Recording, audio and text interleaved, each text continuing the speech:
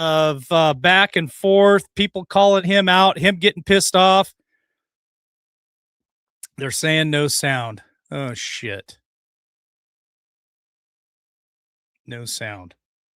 Mother fricker. All right, hold on.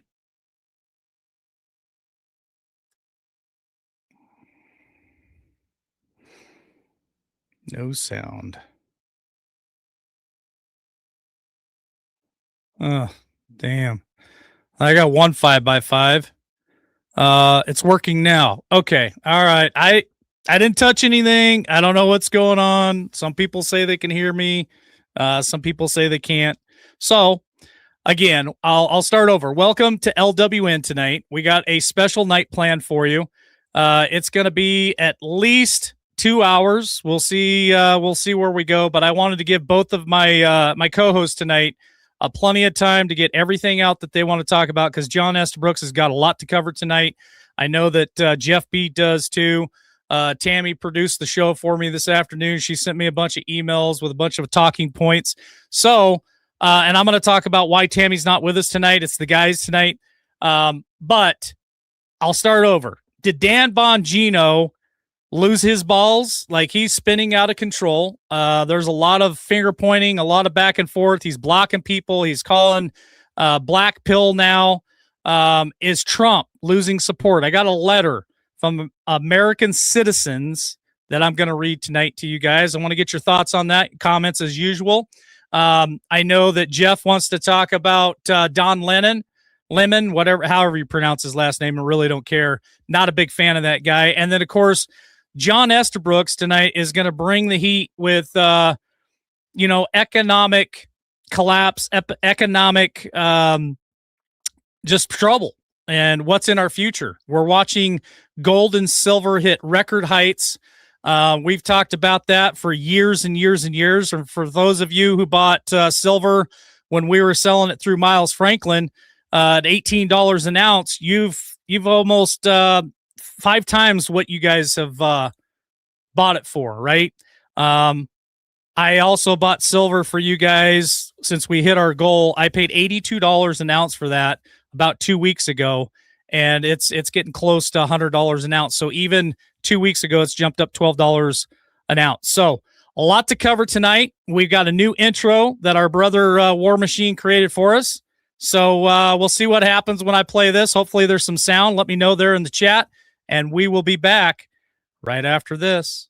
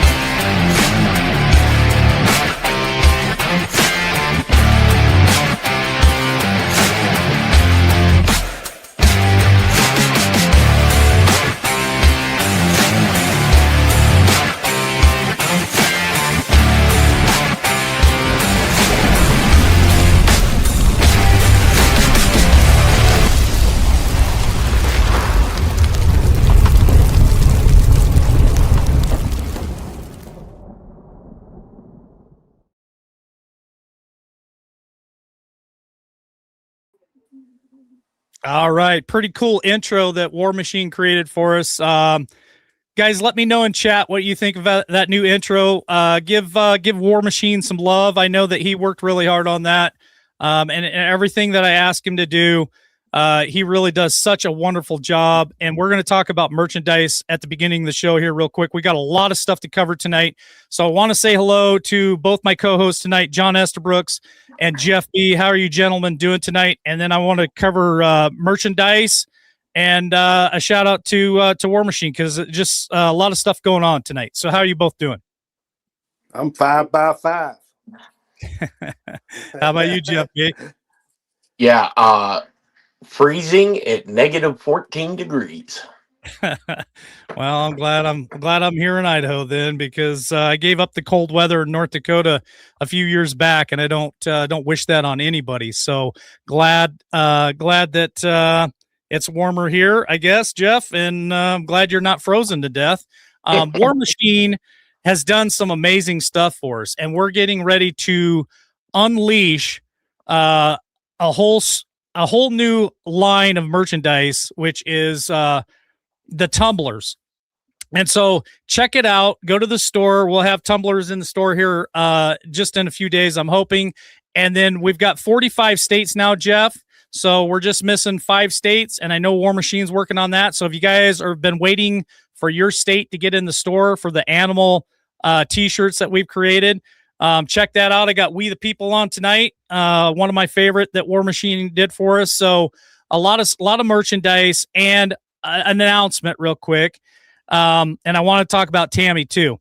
So, you guys, we hit our goal for the silver. And again, like I said at the very beginning, we ordered the silver. Tammy should be getting it here, I don't know, sometime this week, first of next week, no later than that. So the silver's ordered. The silver has been shipped. Tammy's going to get it. We'll have it for our giveaway in March. And then we got our new goal. So our Z Grill giveaway at the end of March too. And I'll put that up on screen throughout the show. So all the donations that you guys have been sending us, all the coffees, all the super chats over there in Rumble, all that money has gone toward the silver. It's gone toward the Z Grills, and it's also gone toward paying War Machine for all his artistic stuff that he does for us here at LWN. So Tammy and I haven't kept a dime of any of that money. Everything that you guys have sent us is all gone to pay for all that stuff, and we're happy to give that back. So again, Jeff, we're doing the reverse grifting here, and I love it because it's a lot of fun to make people happy and to get people involved here at the show. Yeah, yeah. Some of these designs that War Machine is doing, and you got a sneak preview at one of the tumblers. So they're Badass. It's badass. People are going to want the tumblers. I'm telling you right now, people are going to want the tumblers. yeah, and we're some people in the front office are working. I'm having them work on the website a form to where if there's something in particular like a certain type of tumbler, shot glass, or any type of material ware that you can put in a request, and we're check with our suppliers and get a template made so we can get that put on whatever merchandise you like. All right. Absolutely. Okay. So let's talk about our co-host, Tammy, the Hammer Nation tonight, just to let you guys know. Tammy wanted to be here tonight, and I think she's going to join me tomorrow. But she needs all the prayers. Her family needs all the prayers that you guys can send to her right now, please. I've been praying for her and her husband. They were sick. Tammy was sick right at Christmas time. Our kids were all sick, and now her husband is sick. And I just want everybody who's listening tonight, if you can send Tammy and her family as many prayers as you possibly can to help them. It is very important to me. It's very important to her family, and we do miss her. And I know it's usually me, Jeff, and Tammy, and we like to joke and have fun. And I'm sure we'll have some jokes and have fun tonight, but it's just not the same without Tammy. So my prayers go out to her. And it's always good to have John Estabrooks come in with us. And I know we've got some other shows that I've been working on with him and Diamond. And we got to get back to that too. I just got so much going on personally with just a lot of work and all the stuff, putting this together and stuff. It's just really hard to keep up with. I need like 48 hours a day instead of 24. There's just not enough time to get it done. So anyway, that was my update for Tammy. Usually she's the one driving the bus. And I know, John, what you have to share with us tonight, I would like to kind of leave toward the second hour. I'd like to cover some of this other stuff the first hour, but what John has to share with us tonight, I really think it's important, and I really hope that people stay engaged with us tonight and stay tuned because very informational and just I don't know, man. I've said this and I'll keep saying it over and over and over again. It's concerning to me. Some of the stuff that we're seeing, some of the stuff we're not seeing, some of the stuff we're hearing and not hearing. And it's just really, really concerning to me. So the stuff that John wants to share tonight, I think everybody should listen to and should pay attention to. So Jeff, I'm going to let you kind of steer the bus the first hour. I want to talk about Dan Bongino. You wanted to talk about Don Lemon, and I also have a letter written to Donald Trump from American citizens. I don't know who it is, but I found it. Something that just got put out lately. Maybe a lot of you agree with it. Maybe a lot of you disagree with it. Maybe a lot of you feel the same way. Maybe you don't. And I'll get your comments on that and what you guys have to think about the letter written to Donald Trump. But that's kind of the first hour. I'd like to cover that, and then you also wanted to cover Tina Peterson as well, Jeff. So really just wherever you want to take off there. Well, we'll start out with, yesterday. This is how chaotic this stuff is getting. So, a friend of mine sent me a clip of a TikTok video where this lady had said that she wanted to see Bongino 86, the president 86, all ICE agents 86, and she was going to, I don't know, do something to the water and pass out water bottles. And yeah, I mean, this lady was unhinged.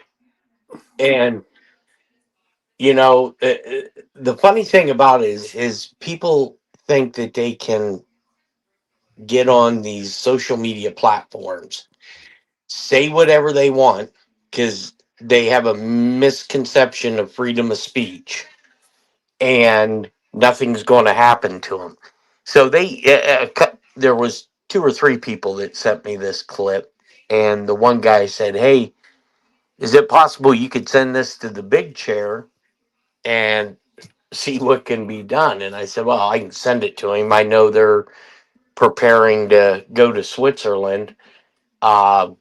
But yeah, so I sent it over to him, and a half hour later, I get a text message back from him, and he was like, "Well, that's done." And I was like, "What do you mean it's done?" He goes, "Go look at all our social media. Nuked. They nuked it. Really took it Oh, all down.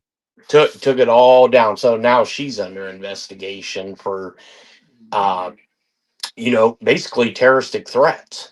And you can not like people. I mean, there's people I don't like. There's people that if I would never see again, it wouldn't move me one bit. But you can't say stuff like that. I mean, you really have to, especially on social media, because once that joker gets put on there, you can't take it back. It's out there. There forever. Yeah. So with Bongino, I think Bongino is going to be just fine. To me, look, that guy's already seen a lot prior to stepping into this job. He just didn't have, even though he was cleared for the material that he had access to, he didn't have a need to know because of the job level.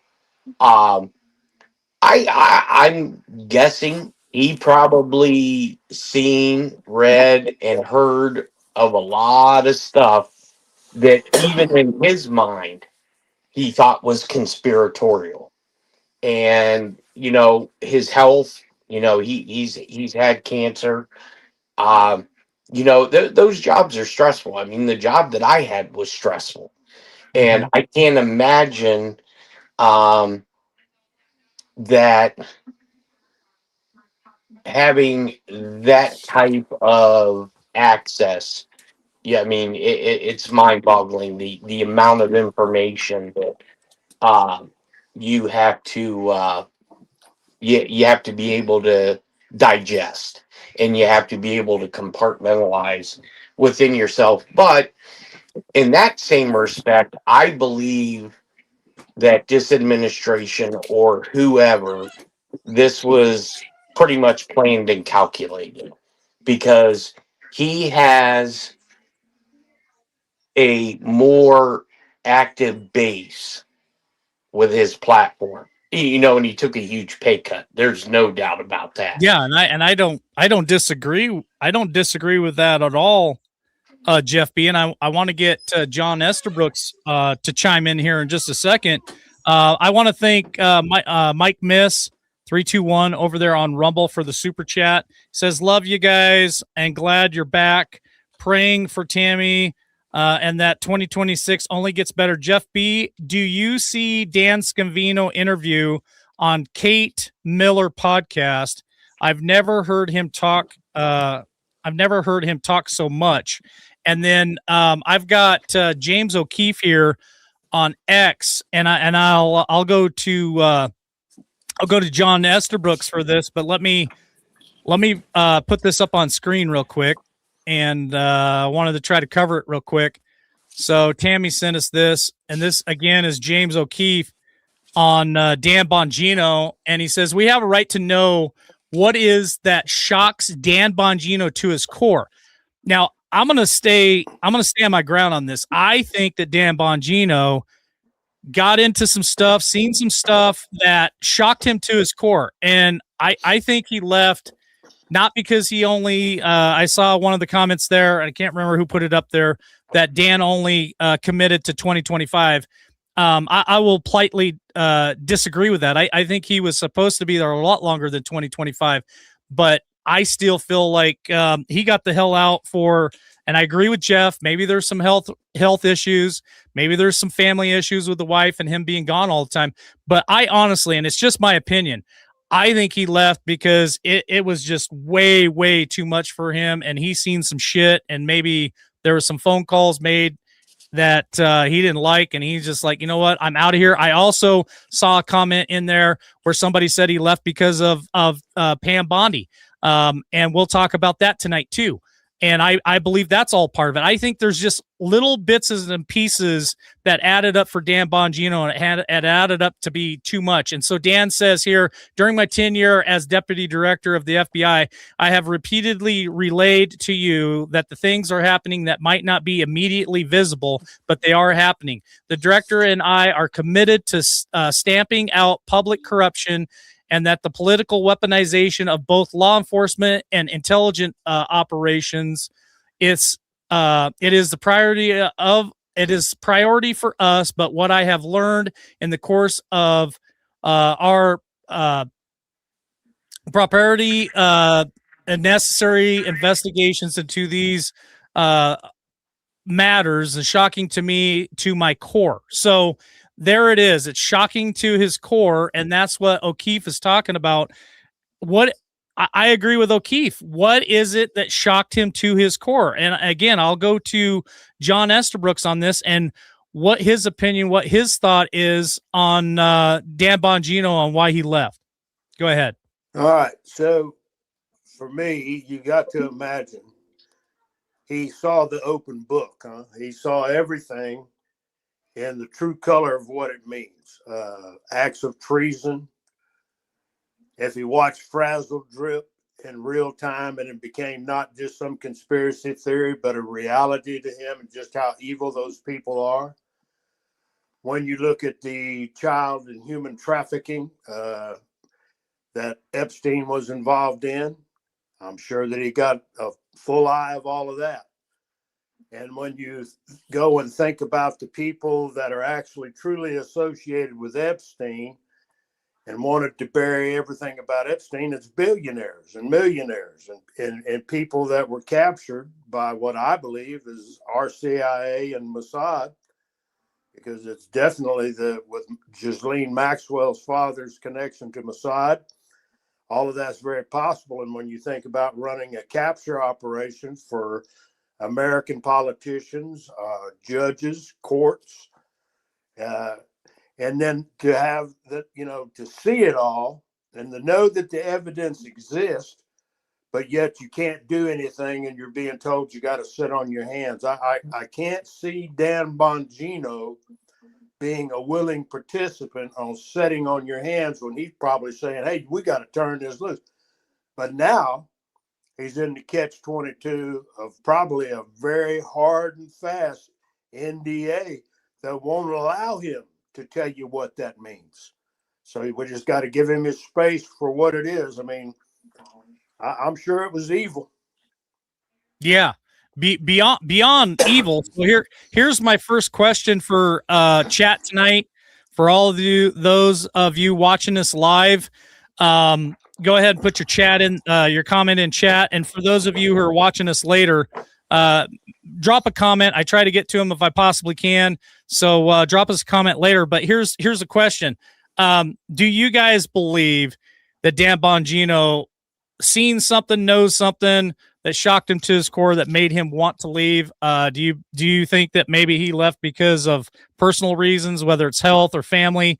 Or do you know, I don't know. I still think that there's some things there that we'll never know. And that Dan Bongino, I think he made the move to protect his family, and he got threatened. And that's my thought. Jeff, yours? Well, that's in the scope of possibilities. If what is going on is what we believe is going on, these people are playing for all the marbles. And I believe that, as he was on President Obama's Secret Service detail, he knew a lot of stuff. But I think because curiosity kills the cat, once you have access to information that you would like to know what actually transpired, and you start reading that material and the foundings of it, it could do a major mind game on you. But there's stuff that when I left, there was some NDAs on some programs that I worked on that were 130 years. So that Jeez. would have that would have put me at like 160, at the time of those programs. And I do believe that he definitely was frustrated because there was full evidence of major crimes being committed against the American people and foreign countries that they should I believe he's the type of person that would say, screw it, let's go put some handcuffs on people. Yeah. But I don't believe it's the White House that's holding them back. I don't believe it's Pam Bondi, even though I'm really on the fence with her. I don't believe it's in her hands. I believe that we are in a continuity of government status. Well, And here is Grok on Dan Bongino, and then Dan Bongino responded to it. So Grok says, "No, that's not what I meant. Bongino advocated for releasing the Epstein files multiple times in 2025. As FBI deputy director, he pushed for transparency, but clashed with the DOJ over redactions, leading to his resignation in late 2025. Sources indicate internal conflicts limited full disclosure, not a lack of effort on his part." And Bongino responds to Grok with this statement: Grok versus the anti-Trump doomers trying to destroy his administration. Friends, don't let friends fall for doomer bullshit. 2026 will be one of the best in our country's story's history. And what are your thoughts on that? Either one of you. well, I'll let John go ahead. Go ahead, John. Well, that's a tough one, Mike. I am firmly convinced that if we're not under continuity of government, any of these people that are attempting to communicate and deal with Bongino when they know that he's under an NDA, how do you reply? What would be, I'm sure he's got to have a legal team to make sure that he doesn't cross any lines with anything that he says. Yeah. That's got to be a thin line of where do you go? What can you say? What can't you say? It's not like you can just go dropping hints, because then are you in breach of the NDA, and then then the end of Dan Bongino's show. And, I wouldn't want to be in his footprint right now. I feel for the guy, because I believe he's a stone cold patriot. I think he got there and thought he had a mission that he was going to be able to get things done. And he soon realized, they're telling me all this, I'm seeing all this, and no action's being taken. And then if it is the military, that makes better sense than someone inside of the Trump administration, Pam Bondi, or anybody that they're holding back from. They've got the clear evidence. Trump has openly said Barack Obama is a traitor. When he openly speaks that, he can say it. He's the president. He's the commander in chief, and he can get away with it. Well, does he have the same information that Bongino had? And then is Bongino the kind of guy? Well, look, if this son of a gun's a traitor, why ain't he in a cage? Yeah. That's what I want to know. We all want to know. I think he was frustrated for sure with the lack of things actually happening. And I don't know how that stuff goes together. So I can't sit here and say, well, it should have been easy, because it probably is not easy. Let me play a video that was Dan Bongino. This was Dan Bongino on February the 2nd. And we'll play this video real quick and we'll get Jeff B's reaction to it. Let me well, hold on. I got the wrong one. Let me stop share and share it again. It popped up on another screen. So let me share this one. There we go. So this is Dan Bongino back on his show, and then I'll get Jeff B's thoughts on this. Oh, can't wait to get back on the air. February 2nd, 10 a.m. Eastern Time. The return of the Dan Bongino Show. Lovers, haters, friends, supporters, detractors, you're all welcome. Make that chat room fire. I want to hear it all. Rumble.com/Bongino, February 2nd, 10 a.m. live. See you there. So I'm gonna ask chat, but I'm gonna ask Jeff B and my co-host John Estabrooks tonight too. And I think we all agree. I think the three of us will probably agree on this. So here's my question to chat. Do you guys think that Dan Bongino is more productive and more of a threat behind the mic? Or do you think that he was more of a threat behind the badge? I'll go to Jeff B and then to John Estabrooks. I think he wanted to be more effective behind the badge, but I think his hands were tied. So I think, in my opinion, I think he's more effective behind the mic. Go ahead, Jeff B. Well, in a certain sense, I think he screwed on both ends, because one, he's not going to be able to discuss a lot. There's going to be a lot of meetings that I was told took place where some individuals, including the big chair, went off the deep end, and not at Trump, but it walked out of the Oval Office. And the circumstances weren't told to me, but it was very, very heated. And getting back to where I was saying, I don't think there is much that Bongino, Cash, Pam Bondi right now can do, because I believe that we're in continuity of government. And with the continuity of government, and we can get into it in short.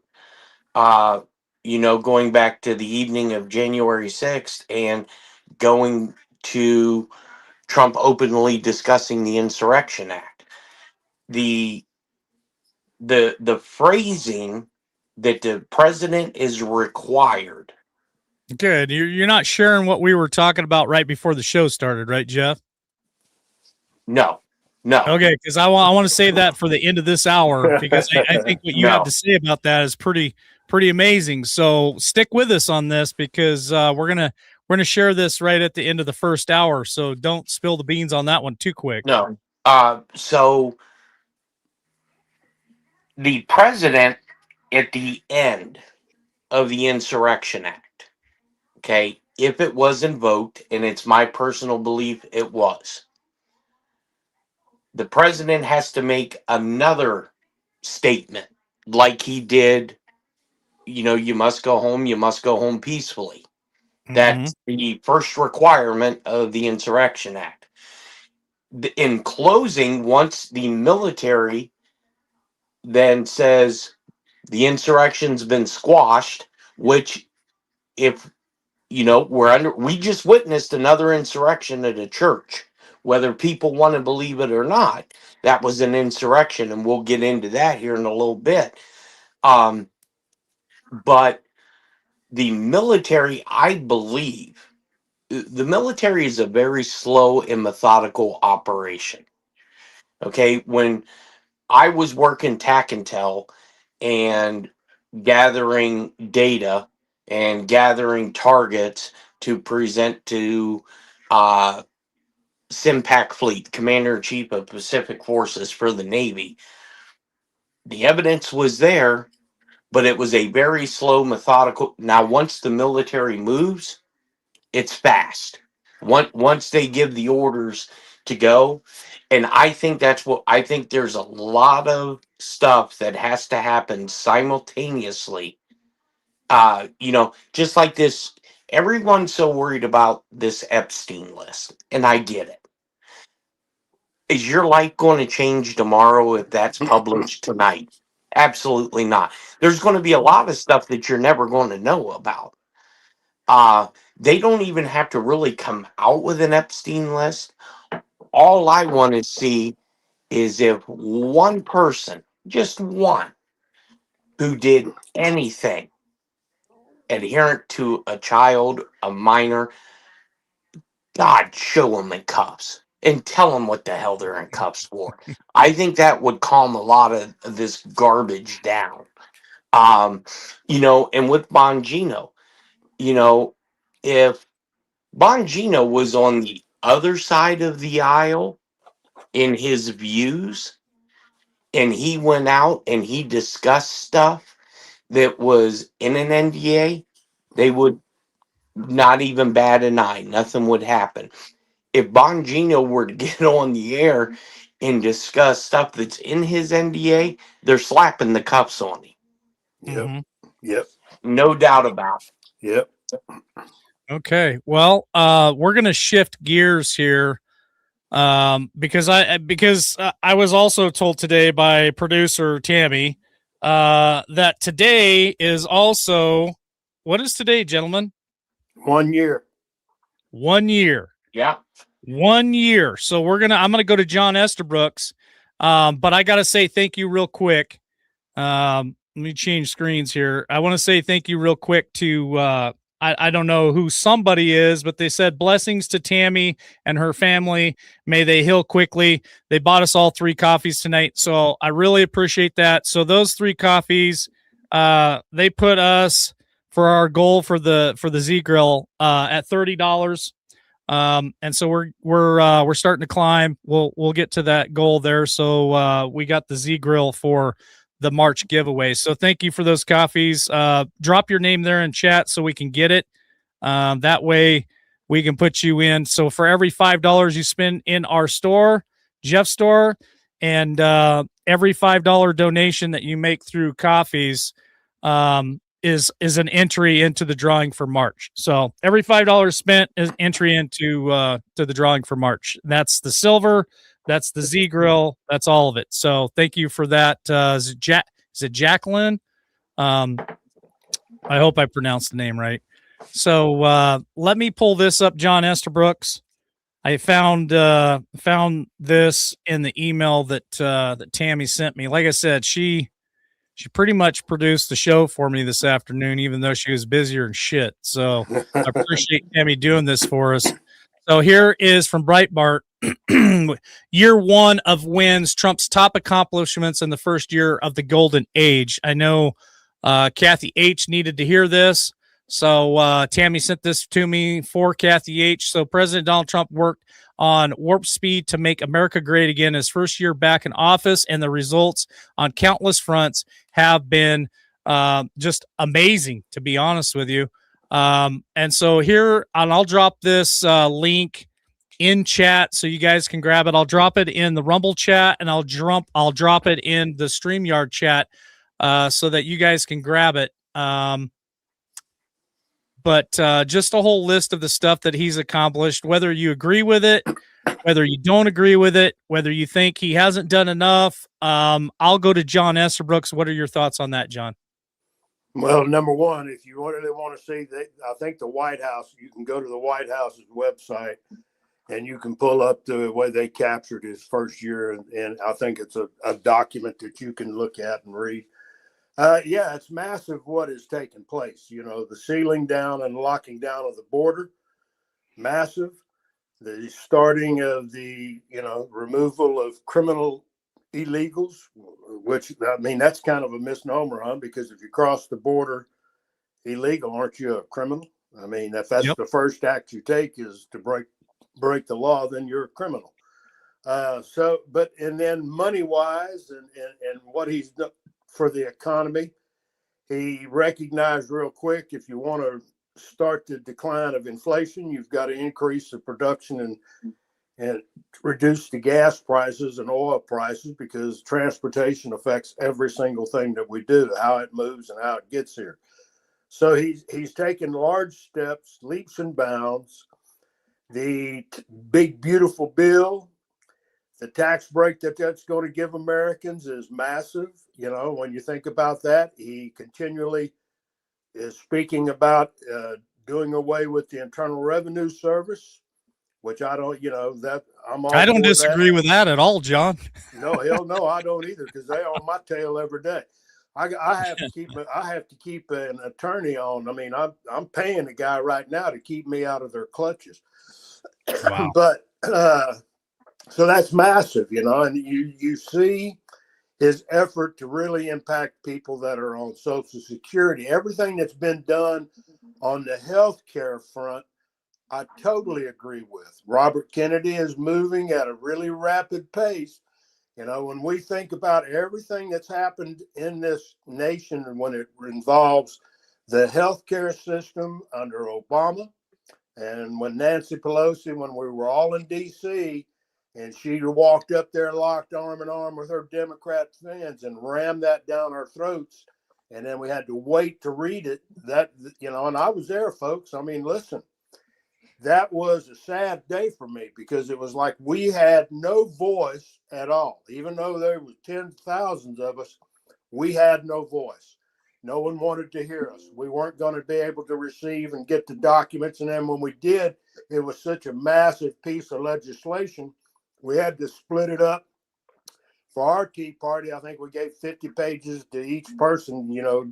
When you read it, you understand it, come back and report on it. And that's the way we handled it. And when it became very clear as they sold our healthcare system to insurance companies. That's the bottom line, to where insurance companies have more say-so about your health care than your private physician, your doctor. Now, doctors in hospitals, they all were handed over, and your treatment and your care were handed over to insurance companies who have profited insanely. And so that there's corruption.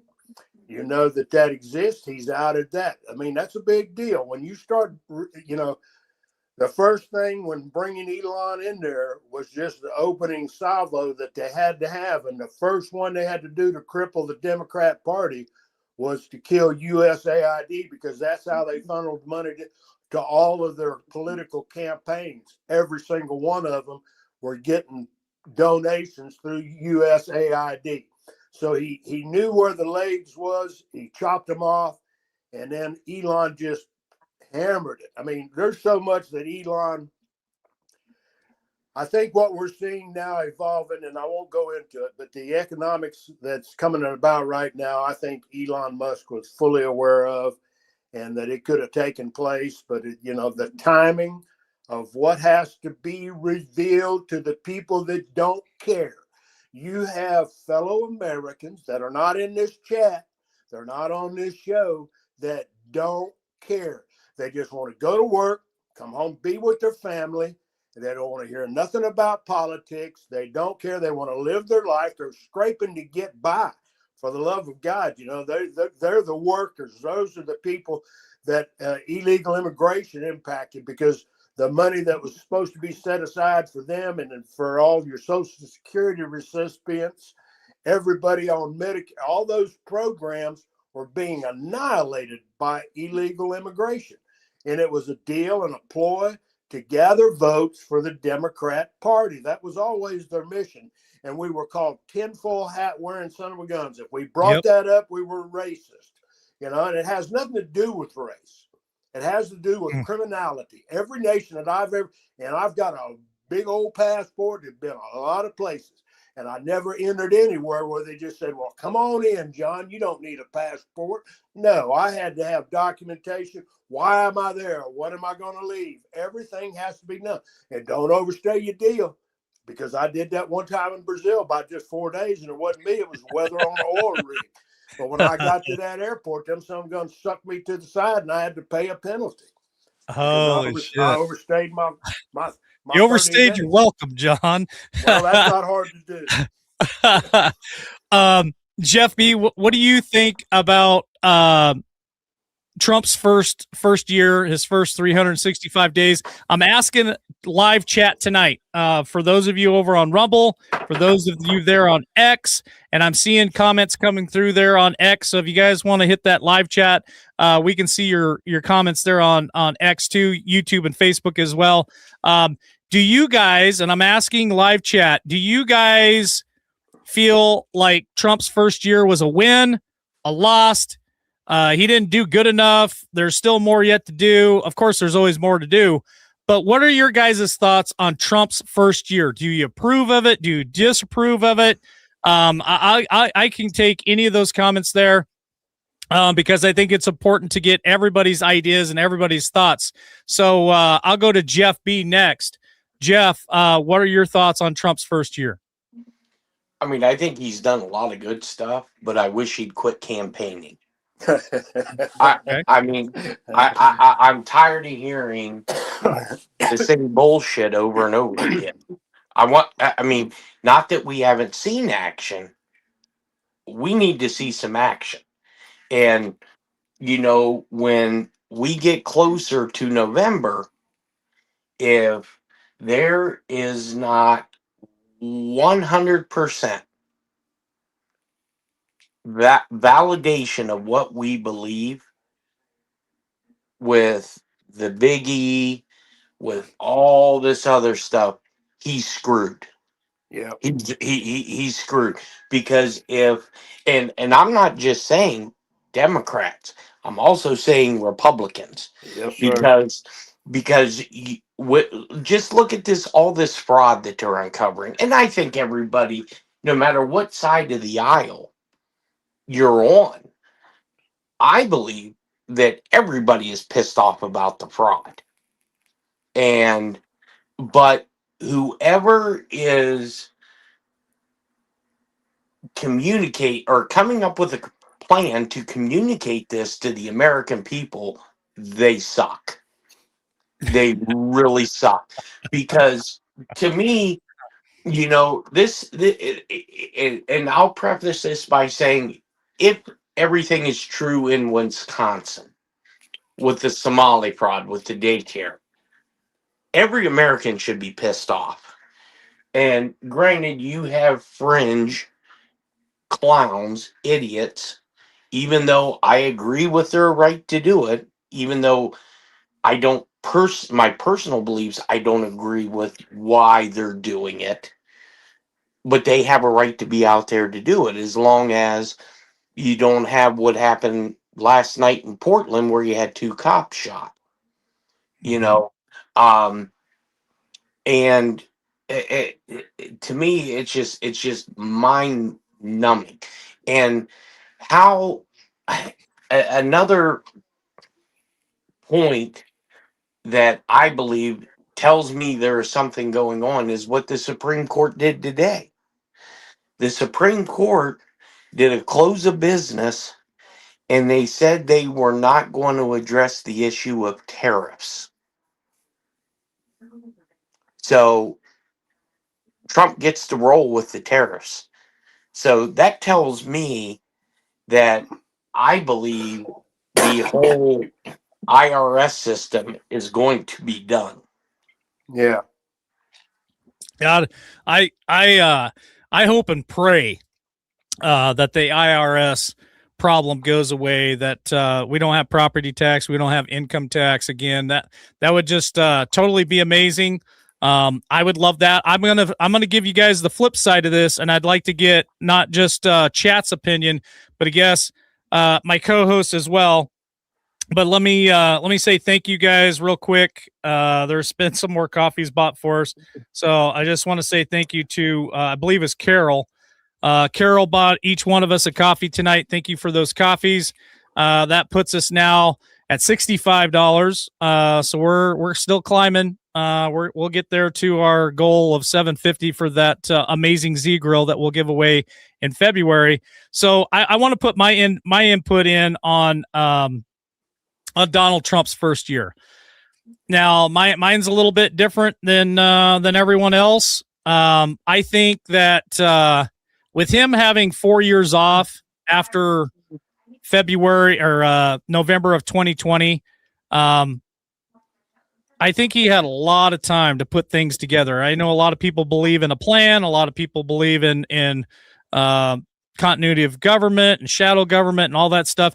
And I do believe that after the election of 2020 ended up like it did, I think he had a lot of time to really think through not just the corruption part of stuff, but okay, what are we going to do when we hit the ground?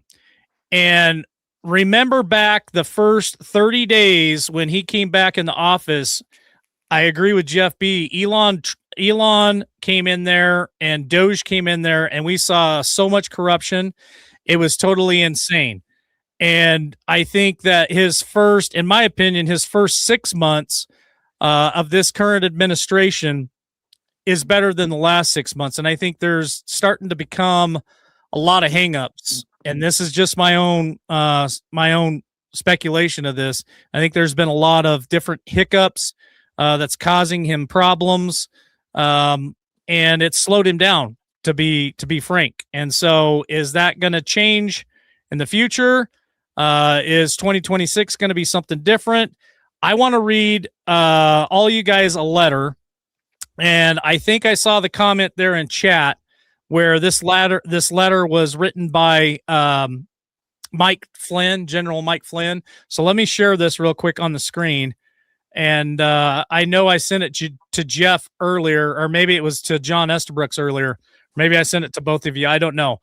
I was told that this was written by, again, General Mike Flynn. And I don't know if it is or isn't. I have no clue, but I wanted to read this to you guys just to give you an idea of maybe a different perspective and what some Americans are thinking right now. So it says, Mr. President, I'm writing this as someone who voted for you, backed you, still believes you're the only man stubborn enough to take on the rot in Washington. You didn't get elected because people wanted business as usual. You got elected because people wanted the swamp drained, not lightly filtered and set back into circulation. It's been done over a year now. or it's been over a year now. And respectfully, the American people are starting to wonder where the handcuffs are. We're all told accountability is coming. We're all told deep state would finally face consequences. Instead, we've seen is delay, deflection, and the same old DC game where nobody important ever seems to answer for anything. Now, I played a video from Shipwreck that Tammy sent me a few months ago. And I know some people watched it and probably didn't get the whole meaning behind it. But if you remember that video, she went on and on and on saying, look at the letter I wrote. Look at my outfit. Look, there's going to be accountability. And she just kept repeating it for like 4 minutes straight. It was so annoying to hear it. But I tie that to this letter. Like, a lot of people are tired of hearing there's going to be consequences. People are going to pay for what they did, but yet we don't ever get any action. And so here's the last half of the letter. It says, that brings me to Pam Bondi.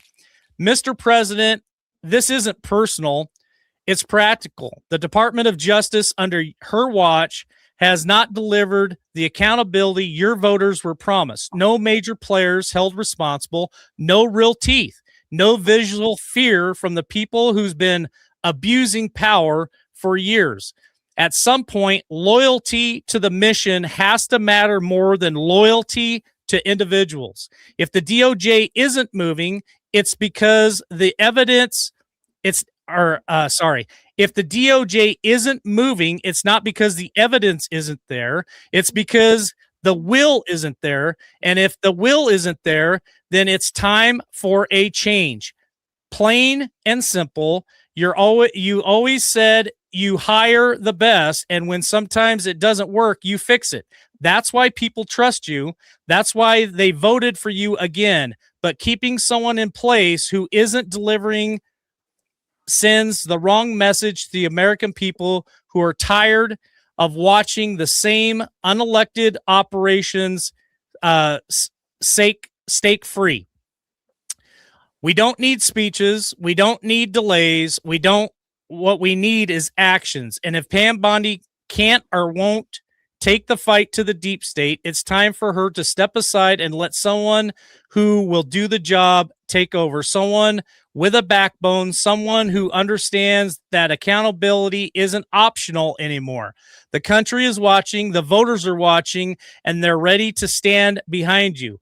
But they need to see that the fight they believed in is still being fought. Respectfully, we the people.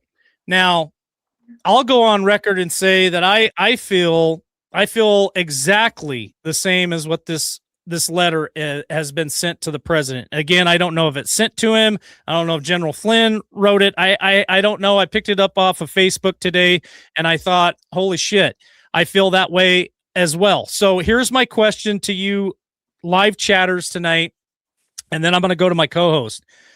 Do you guys agree with this letter? Who? It doesn't even matter who wrote the damn thing. I could have wrote it. Jeff could have wrote it. John Estabrooks, Tammy, any one of us could have wrote it. Do you agree with this letter? Do you feel the same way? Or do you think it's bullshit? Do you think that it's all part of the plan and you're going to eventually see this movie come to fruition? I'm curious on what your comments are, because me personally, I feel this letter. I really do think that the American people are getting tired of being pushed aside, being dangled the carrot in front of us, but nothing actually happens. And my question to my co-host is, what do you think about this letter? And more importantly, do you think it will affect the midterms? I'll start with John Estabrooks and then go Jeff B. Well, it definitely will affect the midterms, because I write to my congressman and senator quite frequently, and they're both good Republicans. You know, Clay Higgins, he paid his way onto many committees. And what I see is evidence. How many cases have been made? So we have the election interference. That's done. That's proven. We've seen enough evidence. We have all of the claims against Dr. Anthony Fauci and the treason that took place with the entire COVID gambit.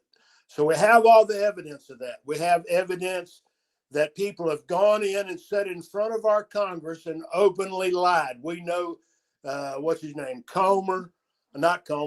James Comey openly lied, FBI, Yep. Well, okay, where's the change? Every single thing that we've been given evidence of and has been verified and proven now, why aren't the arrests taking place? And if it's Pam Bondi, I don't believe it is. I believe Pam Bondi does exactly what Mr. Trump tells her to do. And, he'll tell you, no, no, BS. Don't ever believe that, because Washington doesn't work like that. That's foul, corrupt. The entire Congress and Senate needs to be dissolved and start over. They're all I foul agree. and corrupt. The system is broken. We as Americans knows this system is not delivering justice. I don't care if it's a Democrat or a Republican. We're not seeing justice dispersed like it would be justice on us. If we did anything near what these people have committed acts of treason. Yes. They've committed fraud. They have openly lied to Congress. And if there's no penalty for that, then, you want to see the chaos inside the streets? Well, that's why you get it, huh? All these people, let me tell you something. In our Constitution, we do have the right to peacefully assemble. What's happening in Minnesota ain't peaceful assembly. They're breaking Right. the law. They should all be Yes. rounded up. Why aren't they rounding them son of a guns up to where they don't have to see them every night? Get those poor son of a guns out of the cold. Take them out of cold weather and put them in a nice warm jail cell. And let me tell you something: the ones that are getting paid, there ain't enough paycheck to get them out of jail if you sling their butt in jail for insurrection. Yes. Yes. John, I agree with what you're saying. And I think it's going to be pretty interesting in the next, say, 6 months. Camperman bought us all a coffee tonight. I want to say thank you to Camperman. He says Trump needs to jail some people. Thank you for the coffees. Yeah. Thank you for that comment, Camperman. I appreciate it. So that puts us now right at $80. So we keep climbing closer toward our goal for that Z Grill. So thank you for that, Camperman. Jeff B., your thoughts on that letter? Yeah, I mean, there's no doubt I agree with it, and I think that letter would resonate with probably 85% of the American populace. But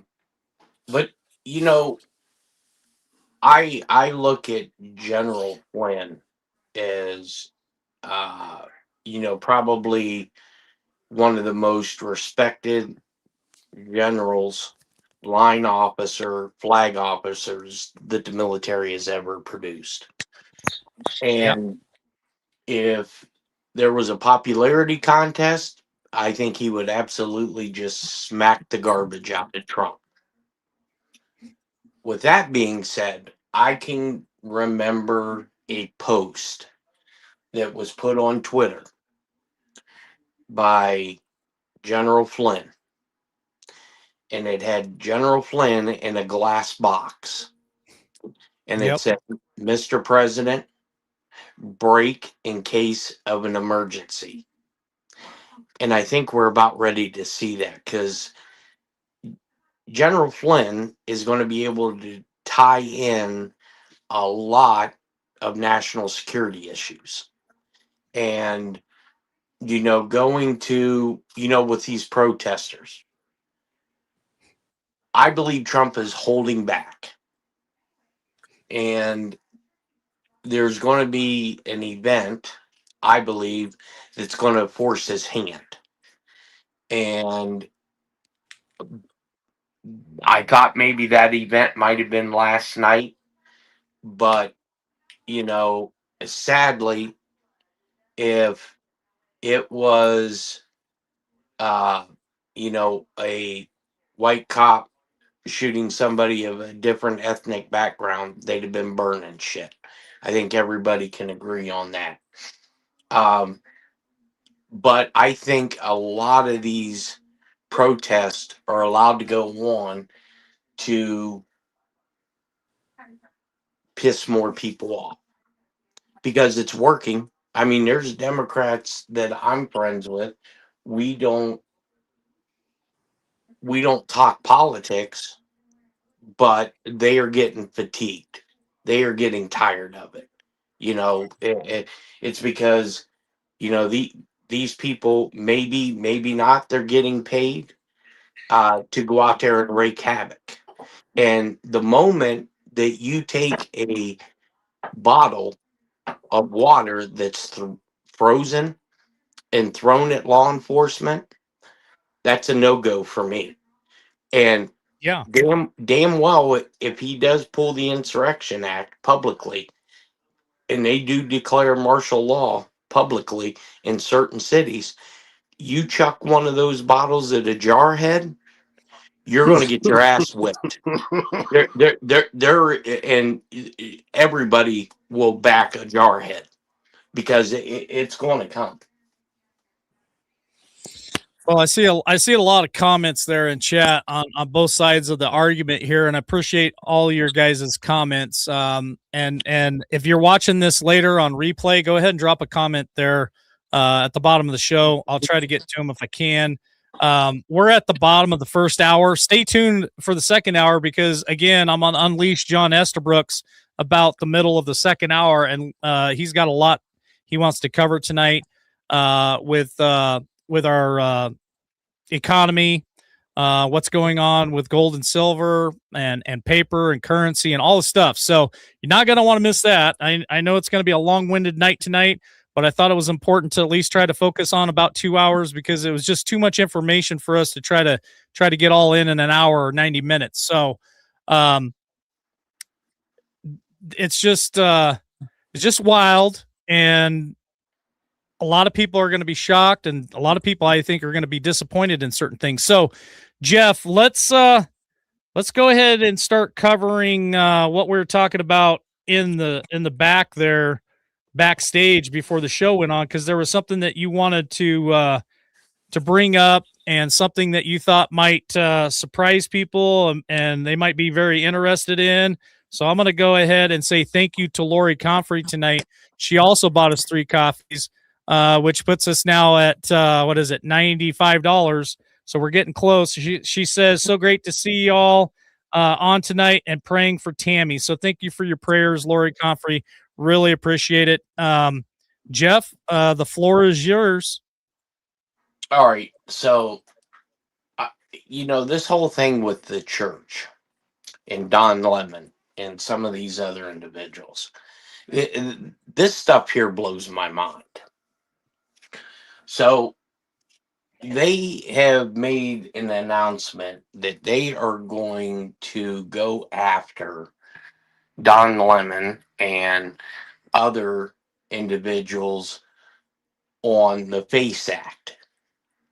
I never even knew this damn thing existed. All right. And then they're also going to go after these people based on the Enforcement Act of 1871, which is commonly referred to as the KKK Act. Didn't know this existed. Okay. Now I'm gonna read this to you. KKK Act. Yeah, I mean that's what it's commonly referred to as.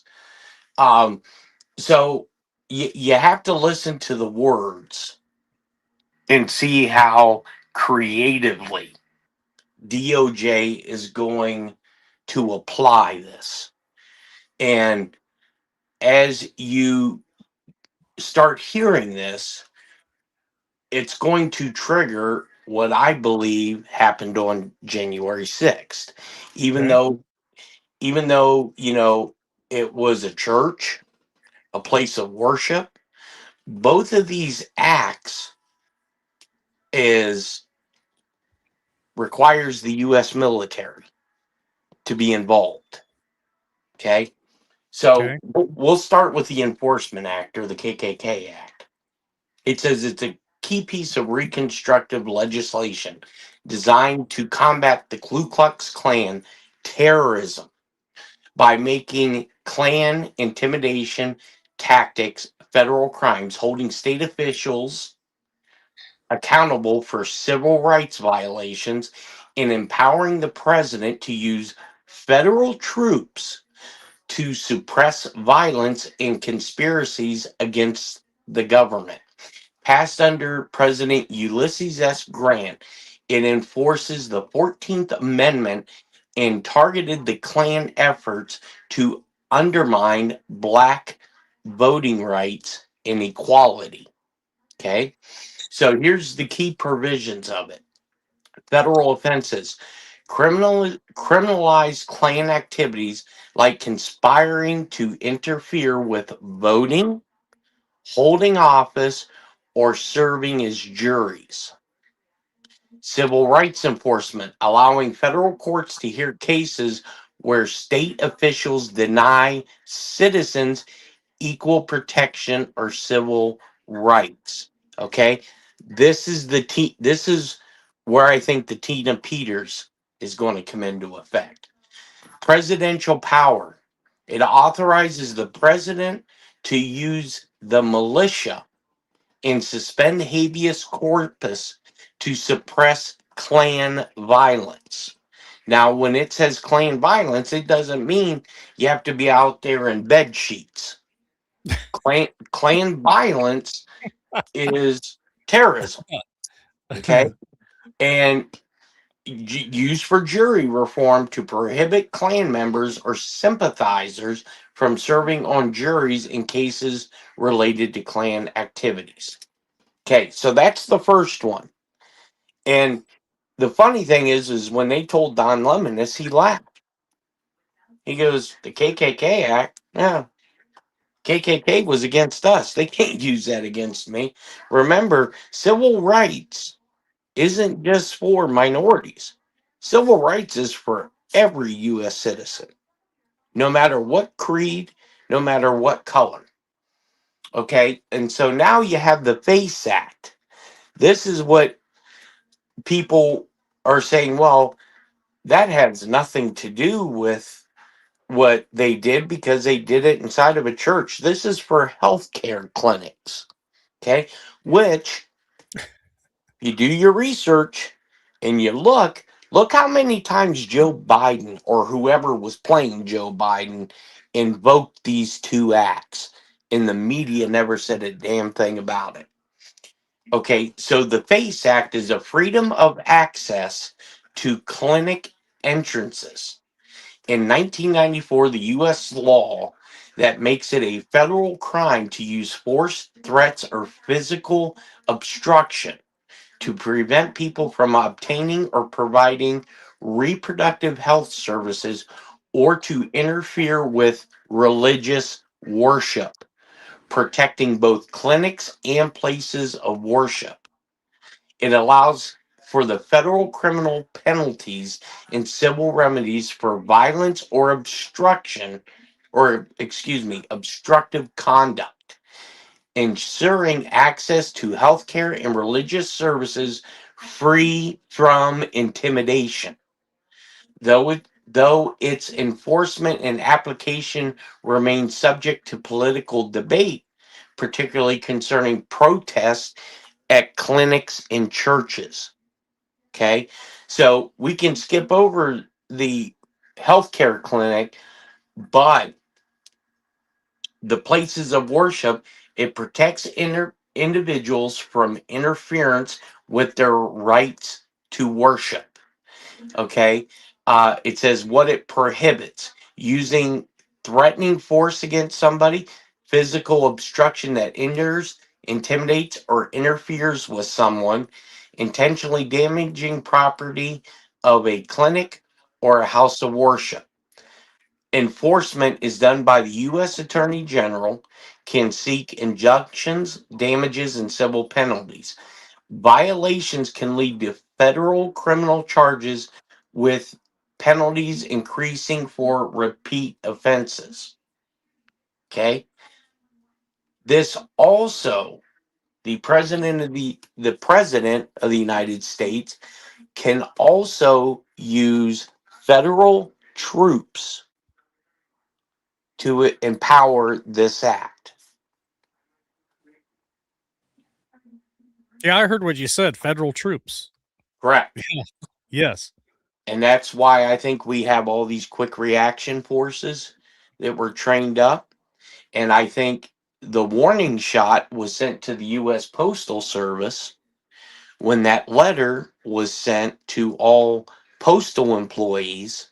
That I was able to confirm this morning what that letter was.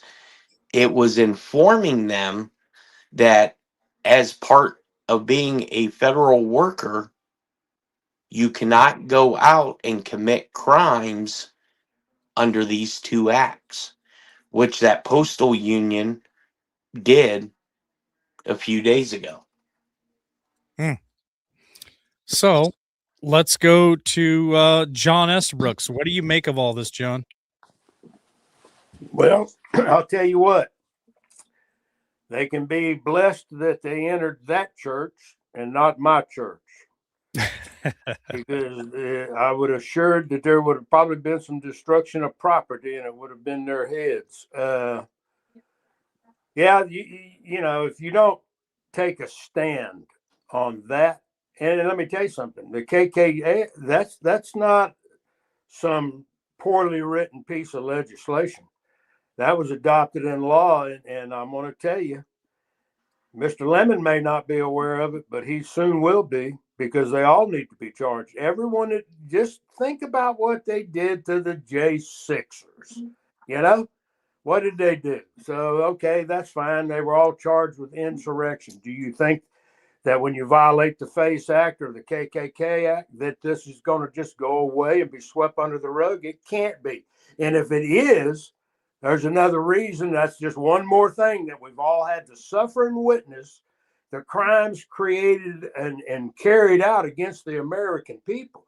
These crimes that we're talking about, that's an attack on every single American when they entered that church. It's not just that church. It's what's possible for the next group of yahoos. You know, I mean, are they going to target Christians? Because we got evidence that they possibly are. You know, how many Christians have been attacked in front of an abortion clinic? You know, we've witnessed all that. And we've seen it go the very wrong way and prosecute the poor guy that they went and pulled him out of his house in front of all his kids. And think about what Biden did. And what did he use to do that? The FACE Act. So Biden was, you know, his FBI was all about taking on anybody with a conservative opinion and doing what you had to do to all these evil J6 people. And then now we know all the truth behind all that, all the fact that they destroyed evidence, that they hid the evidence, that they knew who the pipe bomber was and didn't do a thing with any of that information. You know, but as soon as you go out and you stub your toe and you offend a person of transgender orientation, you know, if you don't get the right pronouns right, you lose your freaking job. Man, we're under assault, and it's time that somebody stands up for us. And I would pray to God that it'd be Pam Bondi, but you better not waste any time on this one. America's watching. Yeah, America's watching, and there's a lot of pissed off people. A lot of people who voted for this administration that doesn't feel like there's any traction when it comes to the DOJ, Pam Bondi, Kash Patel. You know, Tammy and I talk daily, and she's brought up multiple times. What about the Clintons? They were supposed to show up for court, and they haven't showed up for court. And now the Republicans, I think it's just a song and dance, smoke and mirrors. But the Republicans say, "Oh, we're going to go after him for contempt, like they did to Steve Bannon." But I honestly, I don't believe anything's going to come of the Clintons. I think they're gonna just do nothing, and there's going to be nothing that's going to happen. What's your thoughts on that? Well, I'll tell you what I believe. Our Congress is a freaking joke. You can go up there and you can lie to them if you want to. We've got evidence of this now. People go up there and lie to them. People don't show up. And if it's on one side, you're in jail. You're in handcuffs. You're arrested. You know, Peter Navarro, you know, look the way they treated him and the way that he was drugged. You know, he was carried in handcuffs. Steve Bannon, another perfect example. But if you're the Clintons, We're going to talk about it. We're going to probably, well, no, there's no probably to it. They thumbed their nose at the United States Congress. They said, we don't have to answer any subpoena issued by the Congress. You give that a try, Mike, Jeff, listeners. If you get a subpoena I'd from be Congress, in jail don't right show up. now. I'd be in handcuffs for not reporting to Congress. You know, That's it. why did they get an exemption, Jeff B? Well, I honestly, and some of the audience and listeners may not agree with me on this. I don't think they're going to be able to show up. And the reason I don't think they're going to be able to show up is Congress is null and void right now. Yeah. Could it also be something else that we've been told over the years, Jeff Well, B? you haven't really heard too much of Bill Clinton since sepsis. You haven't heard too much from Hillary Clinton since the old exit of the church. And I'm with everybody else. If these accusations and if these conspiracies are true, we need to see it. Yeah. The history books need to be written on, because there's no accountability. And I think this is where Trump is going to have to invoke the Insurrection Act, because you have police departments openly defying the orders of the federal government. And if you think that's batshit crazy, I've seen on numerous alternative media that there is a lady that's going to be sworn in, I believe, is a governor of a city or a state that has said she's part of a socialist party. Hmm. She was elected into office, Mhm. and she said that she is going to use Antifa members as her security detail. That would not shock me. And there are pictures now. Everyone knows how AI is. I haven't had anybody be able to confirm to whether this shit's real or not, but they had a picture of this lady with these guys and gals standing behind her with gas mask and shit on that looked like the Third Reich.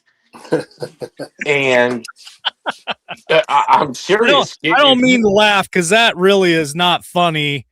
But holy shit. Go ahead, Yeah. Jeff. And I seen the picture and I was like, the only thing we're missing is the Sikh Hail in this, and I think this is where this FACE Act and this KKK Act are going to be used, because everyone needs to remember Antifa was classified as a terrorist organization. So now you have a member of a political party using a terrorist organization as their security detail.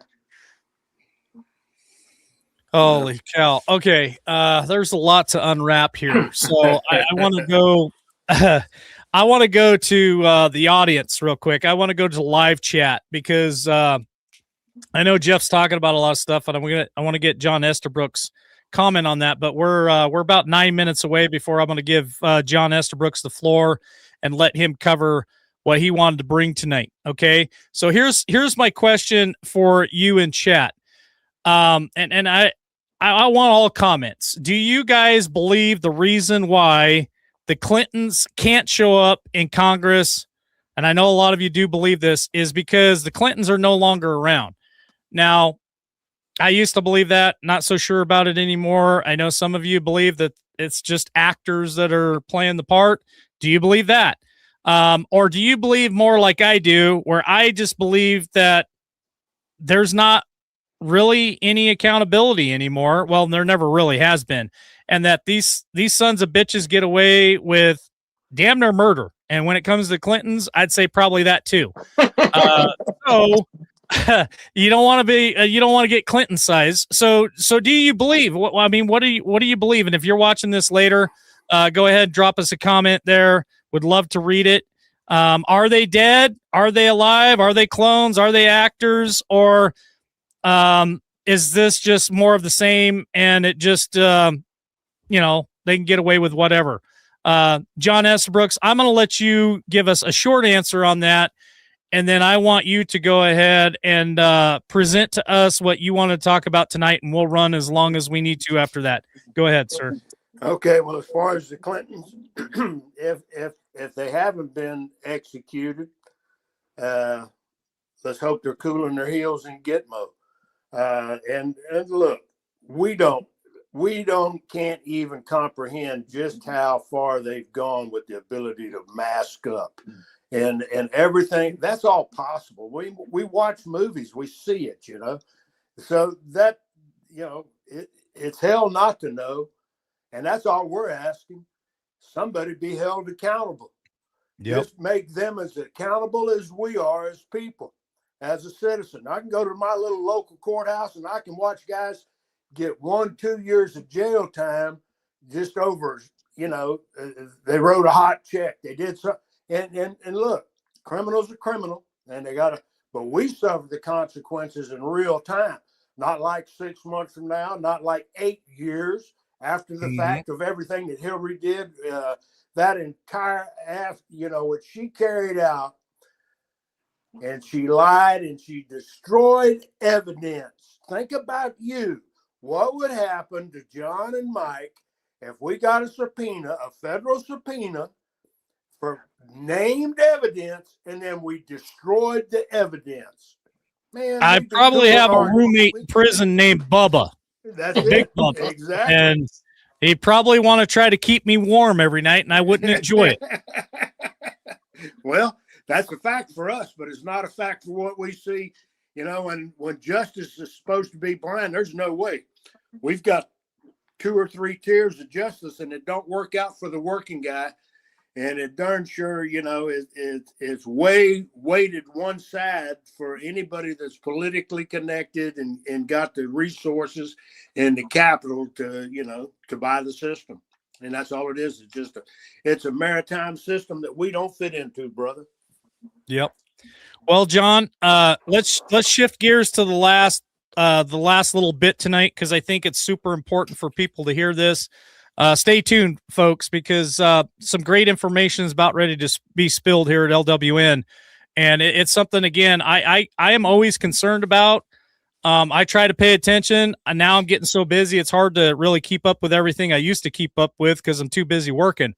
That's why I like having John Estabrooks, Jeff B., Tammy on here, and all you guys in chat can help us along too with your comments. If you're watching this later, go ahead and drop a comment. Tell us what your thoughts are. But I'm going to go ahead and turn the floor over to John Estabrooks, and let's talk about the economy and the possibility of crisis that we could see in the future. So go ahead, John. It ain't in the future, brother. It's here now. First off, I want everybody to, so that we've got a starting point. In 1917, when we handed and created the central bank, the Federal Reserve, the central bank is the Bank of London. And the Federal Reserve is just a corporation operating through the Bank of London and the European bankers. That's a fact, stone cold. Look it up if you want to. The Internal Revenue Service was then created to collect the taxes for that Federal Reserve system, not for us. I mean, and there was a time frame where Internal Revenue Service, the U.S. Treasury, didn't see anything that they were collecting. But under the turning over, since we turned our currency in 1971, Tricky Dick Nixon, under pressure, because people started to lose faith, and you got to think about what was happening with Vietnam and JFK, LBJ. The people's confidence around the world on what track the United States was on became questionable. So people that had their gold stored to back their currencies in Europe France and Charles de Gaulle sent a ship over and said, give us every ounce of our gold.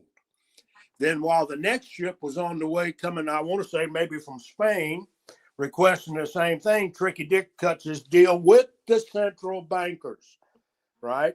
That they would make the U.S. dollar the world reserve currency. And then it had to be based on, they used petrochemicals, oil, because they had to get the Middle East, Saudi Arabia, and their whole little organization over there to buy in on it. And they did. And when they signed it, then our dollar is the world reserve currency. That is coming to an end because our dollar is fiat currency. When you read your little debt note that you carry in your pocket every day, Yep. and we except for exchange, it's all good, but it's still worthless paper. And here's the reality. Since 1917, when we handed everything over to this Federal Reserve banking system, we've lost 98% of the value of our dollar. Let that sink in. If you took this dollar, they'd give you two cents. Because prior to that, and prior to Nixon, and when Nixon did away with the silver certificates, you could walk into a Federal Reserve bank with a $5 silver certificate, and then they had to give you in exchange, whether it was a single silver dime, they had to give you that on demand. You had the right to demand, I want to take my money out. And that was the medium. And, we had the gold standard. There's still a lot of gold notes still floating around. But let's get to where we're at today. When we see silver, and you covered it pretty good, Mike. When we first started doing the coin giveaway, we were able to go buy silver bullion, the Buffalo rounds or whatever, and we could get them for $18. And then, yeah, I bought them for $18 an ounce. I bought $800 worth of it. I gave all of it away here on this show. And so anybody who received that gift, what was that, 3-4 years ago, that $18 silver coin that you got from LWN is now worth almost $100. So about a week and a half ago, we reached our $500 goal here at LWN. I reached out to Miles Franklin. I bought another $500 worth of coins. I paid $82 per coin for that, John Estabrooks. I looked the other day, and gold is getting real close to breaking $100 an ounce. And so I've already made money on that, but we're getting ready to give all those coins away in March. And here's the thing, John Estabrooks, how much are those coins going to be possibly worth in March, 2 months from now, when I go to give those away? They could be well over $100, correct?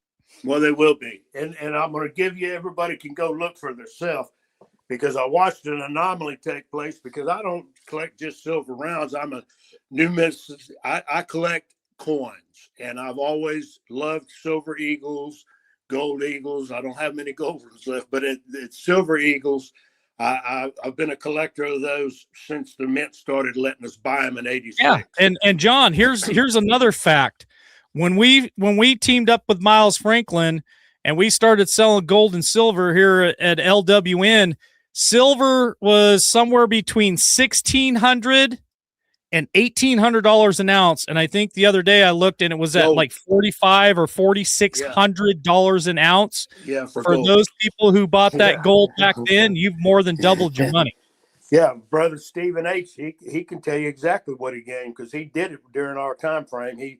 He got into gold, and I'm glad he did.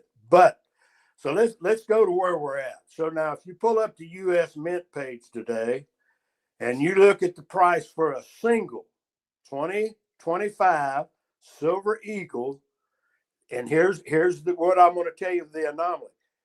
They took it down. They had zero, and that was, I guess, 5 days ago. They took down the entire page as far as listing any prices. They just showed everything out of stock, and that was a lie. But now they're back up and they're operating, and the price for a single 2025 Silver Eagle is $169. That's for an ounce of gold. So that when they revalue their assets, because that's part of the U.S. Treasury right there, the mint. So when they revalue their asset, it just gives you some kind of understanding of where it's headed. I believe that here's what's happened. When we saw this jump and it was in $32 range, stayed there, was manipulated. Andy Schechtman talked about it and has talked about it for decades, that COMEX is manipulated by the bankers. And how do they do it? They do it with the same thing that they manipulate us with, paper. So they use call and put options, and they use contracts in the COMEX. And they could manipulate the market up and down. And then they had a price point that all triggered by a computer. It's all done and manipulated by a computer. Okay, we're going to drop it today. We're going to sell off these. And when they sell them off, well, the price of silver falls down to 30. Then they say, okay, let's click out. Let's go back in. And then when they go on a buying spree at 30, well, that drives the price back up. And who's making the money? The central bankers. So the central bankers have manipulated all physical silver. Understand that. Now you get the BRICS nations, Vladimir Putin, let's say Brazil, China, South Africa, India, that say, we're not going to play your paper anymore. We're going to take delivery of the metals. They wanted gold. They've been buying gold. They've been on silver, been buying silver. China is loading up every single day. And what did China just do just last week? They said, hey, you can get it, but you're going to pay a premium price because we've said no more. Their people can't leave with an ounce of silver in their pocket to leave China and exit China. They shut down that. They shut down the exchange of commodities. You can do it if you want to have silver and it comes from China. Well, guess what? Their market right now, you go to Shanghai and look at their market, it's trading at $137 an ounce, and ours is trading at 94 today. What's that gap? Where is that gap? Because they hold possession of actual physical metal, and our COMEX don't have it. The banks don't have. They've issued all these ETFs, and every pension fund is loaded up with what they decide, what the banks decide. The central bankers decide, well, okay, you can have a pension fund, but it's got to have this much of U.S. Treasuries. What is a U.S. Treasury? It's a bond, a piece of paper, right? So they issued our debt. They sell our debt on a quarterly basis. And they got bond auctions that you can go and monitor, and you can see who's buying the U.S. debt. Well, guess who's not buying the U.S. debt? Who's liquidating their dollars? China is using American. They went through $680 billion of U.S. debt that they converted from paper to actual physical silver and gold. They're buying it and they're getting rid of their dollars. So they're taking their portfolio, and listen, it's not just China. South Africa's done it.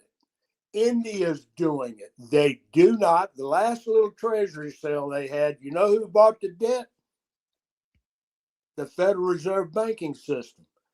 And when they bought the bonds, then they told the Treasury, go ahead and print some more money. So when we look at how many trillions of dollars, $38 trillion of debt, you got to understand, we're paying interest of $1.2 trillion at this interest rate. We were paying more last year, but since interest rates gone down, we're still on the hook for $1.2 trillion of just interest against the debt. And when you look at what we're spending every single day, it's in the billions of dollars just to service the debt. And the debt is on worthless paper. Whenever the Federal Reserve Bank buys the bonds and says, issue currency, so they go ahead and they print the money, right? That is debasing the currency's value.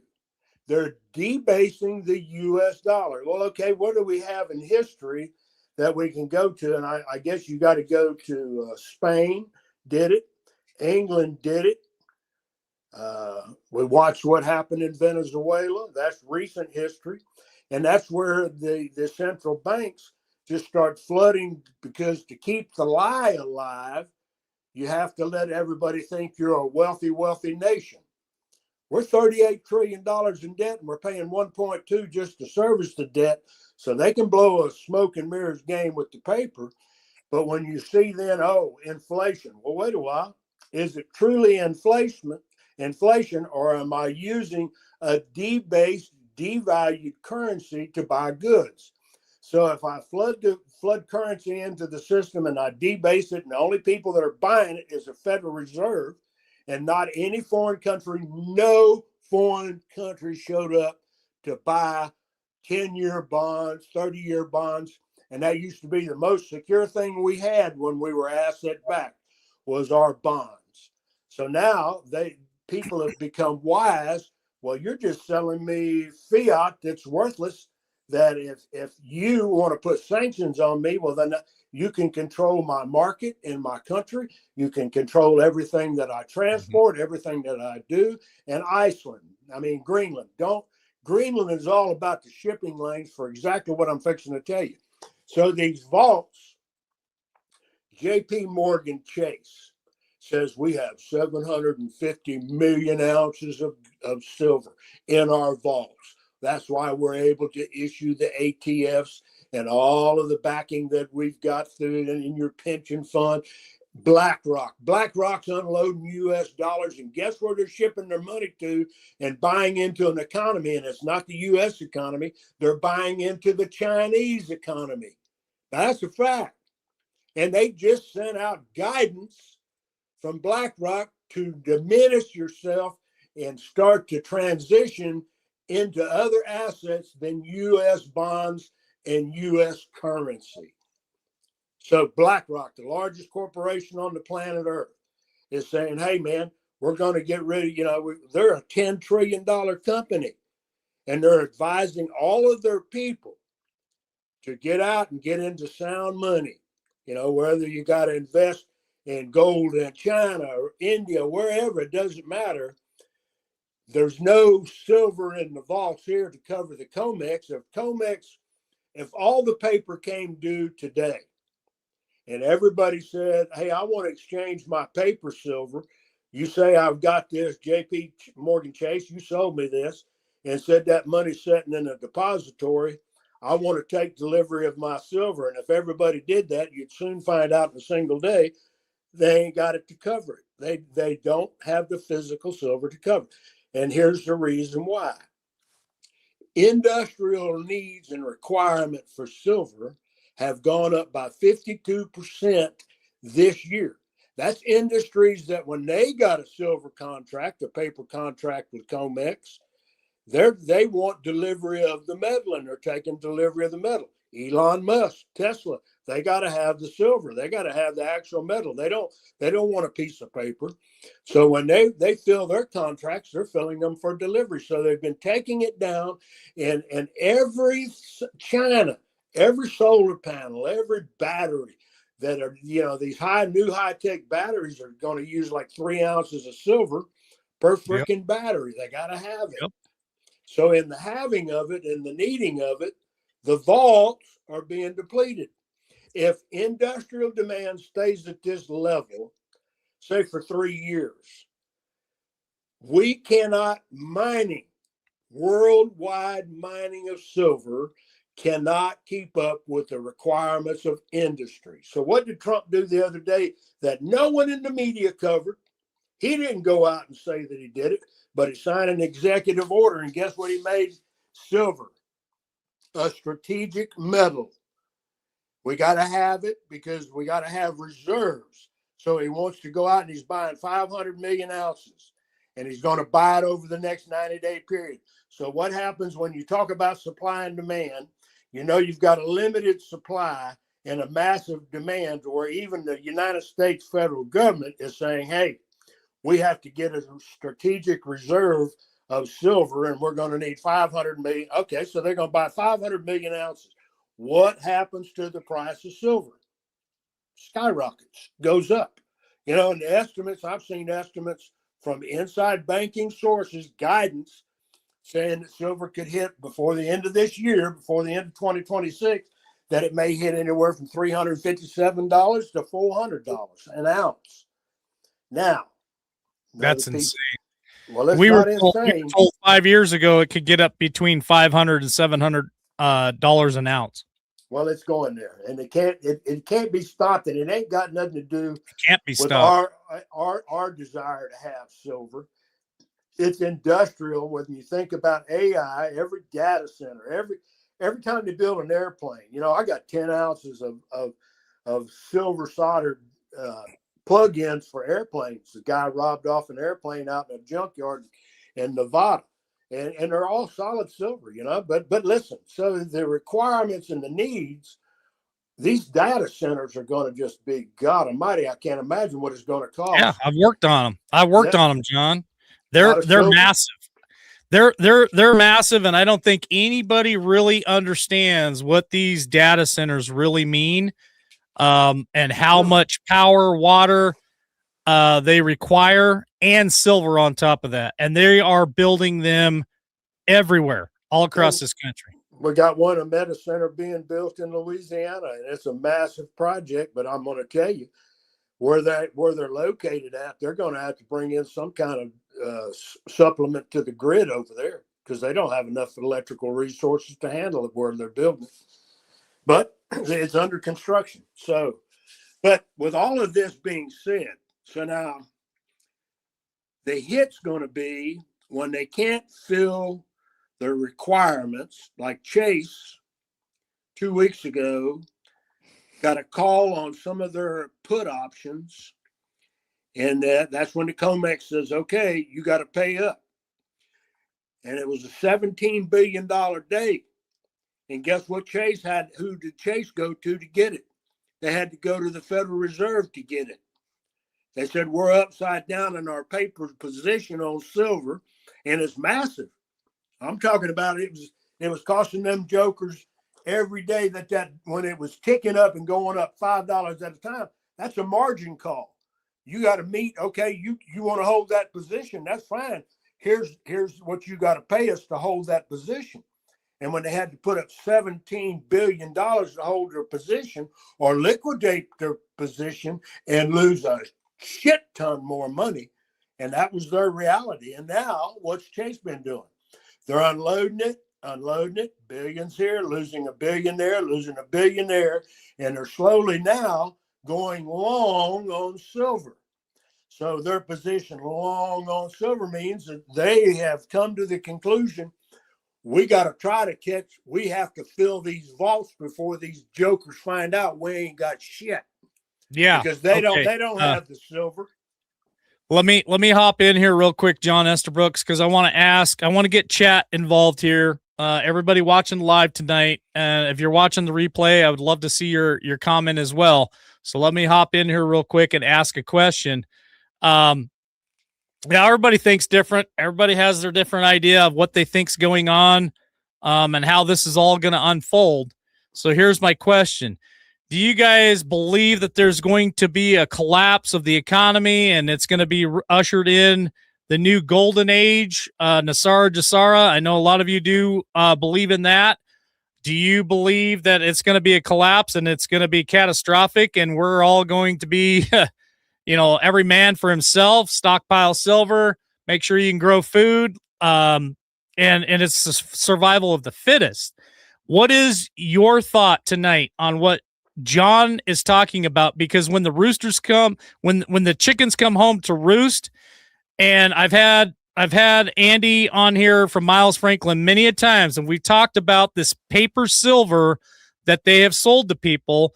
There is no physical silver there. It's all paper. It's worthless. So that's why we've always told everybody for years and years and years when we're selling gold and silver, make sure you're purchasing physical gold and silver from Miles Franklin, Gold Co., whoever you use, and make sure that it's shipped to your house so you physically have it in your hand. And do not buy the paper. That's what John's talking about. The bonds are junk. Other countries are getting away from the petrodollar. Other countries are buying gold and silver. it's all warning signs. Everything is right there in front of you. So what do you believe? Do you believe that this has to happen, that this is the great reset, and it's going to usher in golden years, golden times, and everybody's going to be happy and fat on gold and silver and all the stuff that they're going to give us for free? Do you believe it's going to save humanity? Or do you believe that this is some scary ass times? Maybe it's the end of times, and you really got to be prepared. Me personally, I think we have to be prepared. I don't think anybody's here to save us. I think we have to really prepare and be cautious for ourselves and our families. And I think the warning signs are all there. And if you're not paying attention and you get caught with your pants down, then shame on you. Jeff B., what are your thoughts on all this information that John's laid out before us here in the last 10 minutes or so, since he's been putting all the facts out there and all this information? What are your thoughts on where this is headed? Well, I think this is why you see Jamie Dimon shitting his pants right now. Yeah. Because he's going to get called on the carpet. You know, I believe J.P. Morgan Chase is done. Yeah. Done. Well, And let's talk about that, Jeff, because I want to let you know they're not. And it's because we passed the too big to fail legislation. They may become the only survivor. Them, Wells Fargo, they're just a handful. Here's this is just the beginning of what's truly coming. And what's truly coming, a $13 trillion hit to the bank system, is commercial real estate collapse. Yep. That's coming, and that's going to come in March, and you can't avoid it. Yep. That's what. Listen, money and economics is simple. Fundamentals are something anybody can track on any given day if you choose to. And for those of us that track this shit, right now the Bank of London vaults are empty.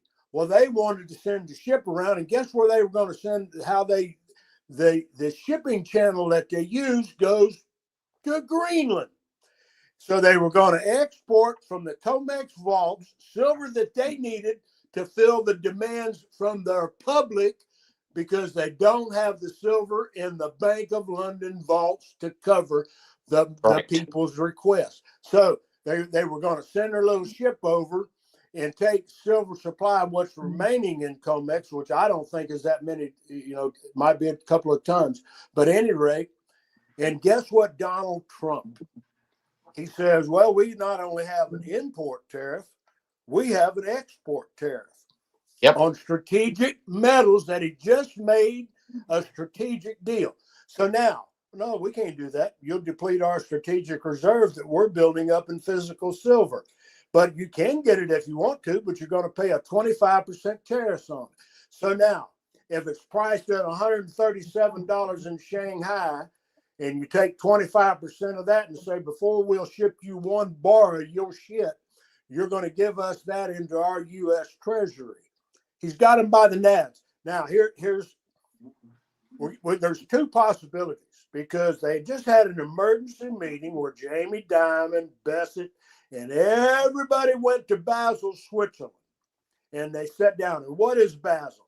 Basel, Switzerland is where the International Bank of Settlement is. Yeah. And who are they? They're the clearinghouse for the false paper central bankers. Yep. So they set these Basel requirements, and it started in '88, and now we're up to Basel III. And Jamie Dimon and all these bankers have known for a solid year that this day was coming. And this day says, hey, Jamie, you've got all these people, their deposits on account. You have to have assets of 75% of those assets in your vault. They don't have it. They ain't got no way to get it. Nope. So they've committed. So let me ask both of you this question, because we've talked about Nasara Jasara on the show for a lot of years, and a lot of people still believing in Nasara Jasara, and that's fine. I don't throw stones at people. Believe what you want to believe. We all do research. We all have different research. Some of you have done research in a different direction than I have. John has Jeff B. So I'm going to ask Jeff B. And then I'm going to ask John Estabrooks. Here's a hard question for me. And drop your answers there in chat. If you're watching later, drop your answers for me and help me understand this. And believe me, I've done a lot of research. So every more that I can get, it will help me. How is Nasara Jassara going to play a part in this to save America, to save humanity? I'm going to go to Jeff B first and then to John Estabrooks, because again, a lot of people still believe in it. I'm not saying it's impossible. I think anything's possible. But at this point, how does Nasara Jassara help America, help the globe? Jeff B, what's your thoughts on that? Well, when people first started talking about that, there was a lot of people that, I don't like using this word, but they were grifting off of it. Everybody was going to be a millionaire, right? And it for That's not people, the same as reverse grifting, is it, Jeff B? no, reverse No. grifting is what's going to be in my final thought. But I'm not a financial genius by any stretch of the imagination. But because I seen, one comment that you put up there that Nasara is a hoax or a lie, whatever. Okay. I want, I want people to have an open mind and look how pieces of this puzzle is coming together. All right. You have Doge getting rid of fraud, whether it is in the banking system, in state supported childcare or federal supported childcare. In order for you to come out with a system that is going to benefit, and I'm just saying for the American people, you have to get rid of all of these accounting ledgers and these entries that are fake. Okay. They did a run, and this is why I think they did it for the military first, because the military boopers, they keep damn good records on military personnel. That's how I think Trump knew that he could send them the bonus that he could send them. Okay. Now, once you start getting rid of all this fraud, and Trump then comes out and starts talking about the Monroe Doctrine, uh, I can see pieces of the puzzle starting to form to where we got to get our ducks in a row. So, because we only get one shot at this, to where this is one reason why I believe the Supreme Court said, we're not going to talk about tariffs, because that's how the country is going to be funded. The more stuff that's imported, the more money that comes into the coffers at the end of the day, or the end of the year, when the books are balanced.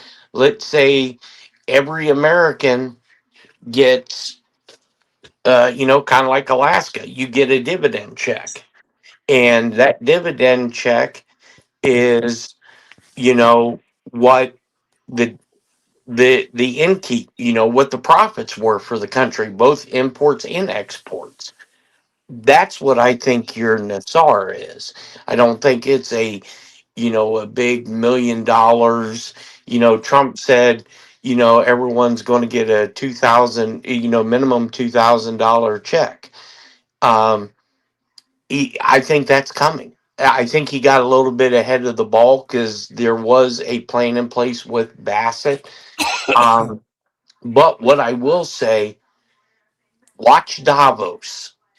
And I don't know what is going to be said, but I know three people that are going with Trump. The big chair's going, and he's non-politics. So the big chair is going to be they're going to make sure no one tries to take him out. There's one financial wizard that I know that's going, and then there's another assistant deputy director for the military that's going. I think whether it'll be televised or not, I think these countries are going to be read the riot act. And I think they're going to be told, look, you know, we are going to be doing, let's say China or let's say Russia. Russia has a shitload of oil, shitload of natural gas. Okay, Russia, we need X number barrels of oil or X number of LMP. So we are going to import that into our country, and you need X, Y, and Z.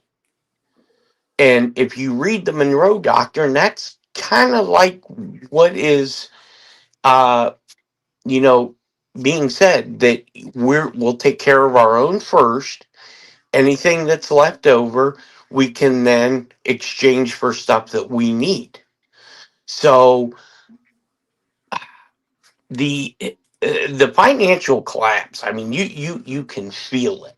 You can feel it come, and a lot of this is, you know, was perpetuated under the Biden administration. What John was talking about with the real estate, they were propping up that real estate market, and it's about ready to collapse.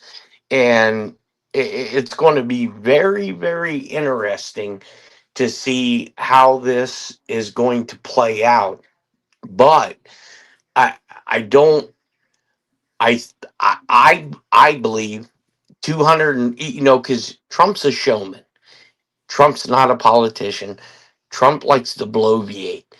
But Trump has never, that I believe, has said anything that hasn't been disproven or hasn't come true yet. Yeah.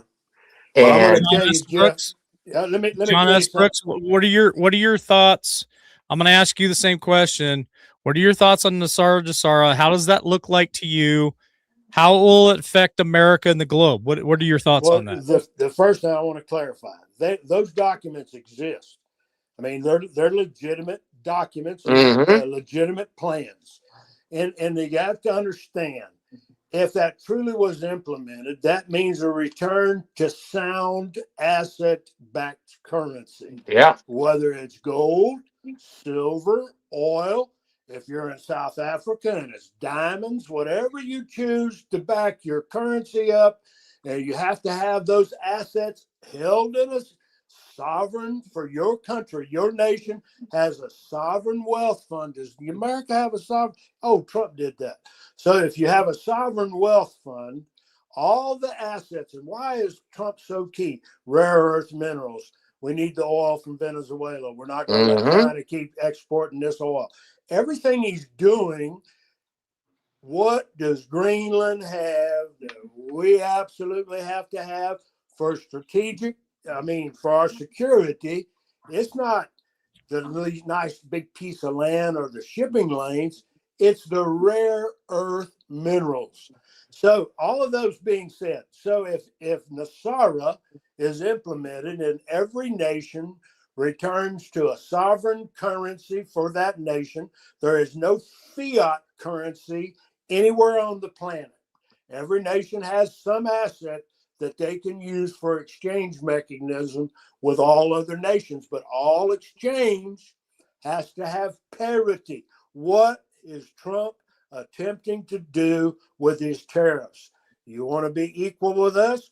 All right, we'll start you out here. And if you live up to yeah, that, well, then we'll reduce your tariff on you and we'll have equal parity. You're buying 1,000 tons of rice, right? I'm going to ship you the 1,000 tons of rice and you're going to send me some guacamole. I don't give a yeah, damn. Whatever it is, but it has to be dollar for dollar parity.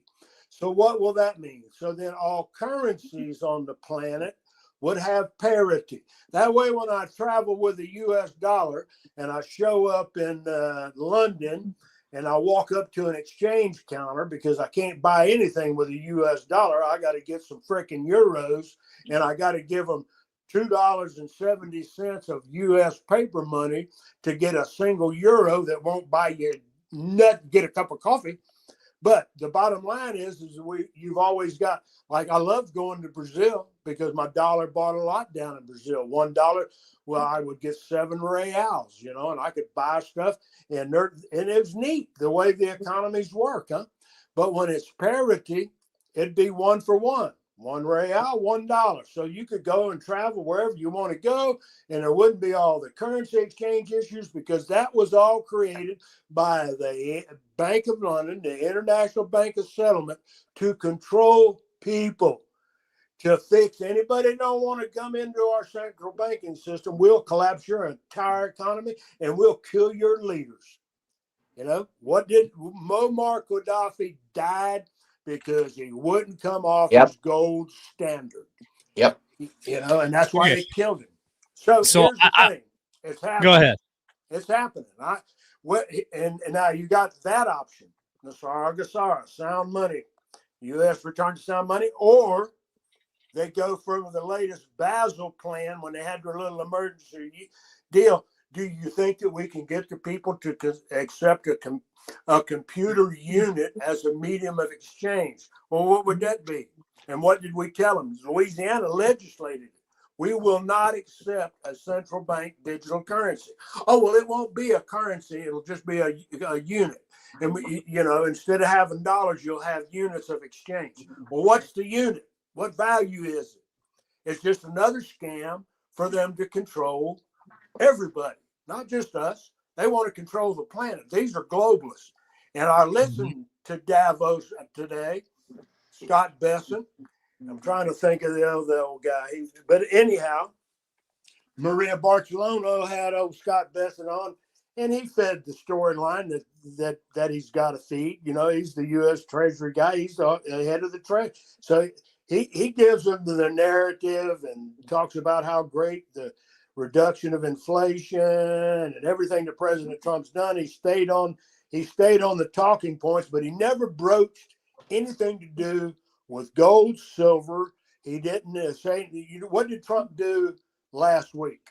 He told institutional buyers, you cannot buy private real estate. You can't buy homes. He locked out BlackRock. He locked out State Street. He locked out the banks. No, you can't go out and openly buy assets for 25 cents on the dollar and then claim that as being on deposit at your bank.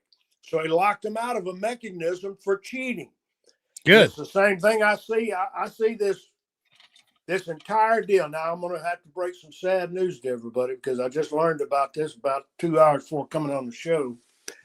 We have a new tax policy in the United States of America to where if you go and exchange more than $1,000 worth of silver today, you go in to sell it, the guy who sells it to you has to collect a 28% federal tax. Did you hear that?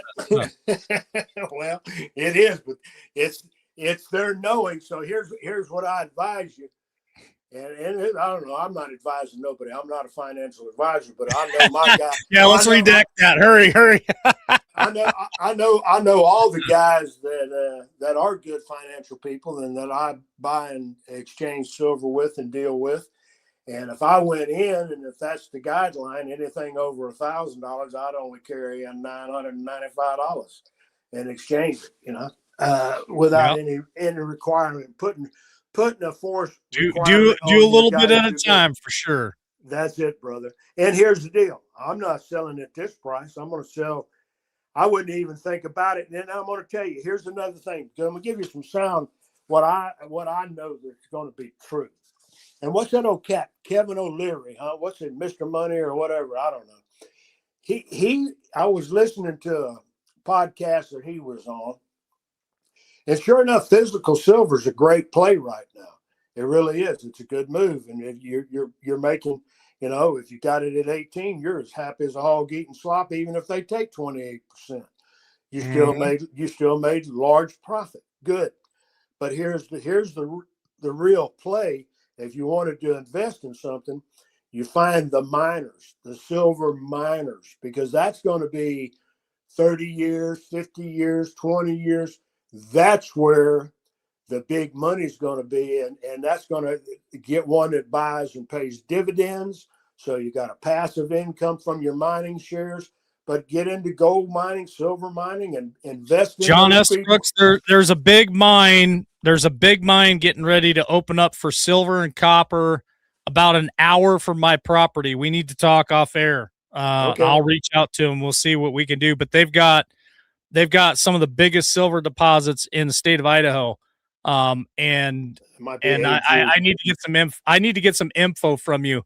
But real quick, let me hop in here real quick because I got to ask everybody. I got to ask everybody a question. And then we got to wrap this up for the night. And it has to do with NESARA GESARA. And I know I asked you guys to please help me understand. And I understand fully. I've been doing this for a long time. I don't believe in the NESARA GESARA that we were sold a long time ago, where there's millions and millions of pounds, tons of gold, and everybody's going to be a millionaire. Because I remember the very first time that we met Trainwreck Travis, buddy of mine that's here in chat, and he came on and he says, dude, what's going to happen if that happens? You know, a cheeseburger is going to be $50,000. Nobody's going to even want to get up and go to work because we're all millionaires. I totally agree with what Travis was saying. So I don't necessarily believe in NESARA GESARA. I don't necessarily believe that life is going to be extremely easy for us. But this is what I do believe, that if this happens, then is that a part of NESARA GESARA? And does that make us, does that get us to a golden age? Yes.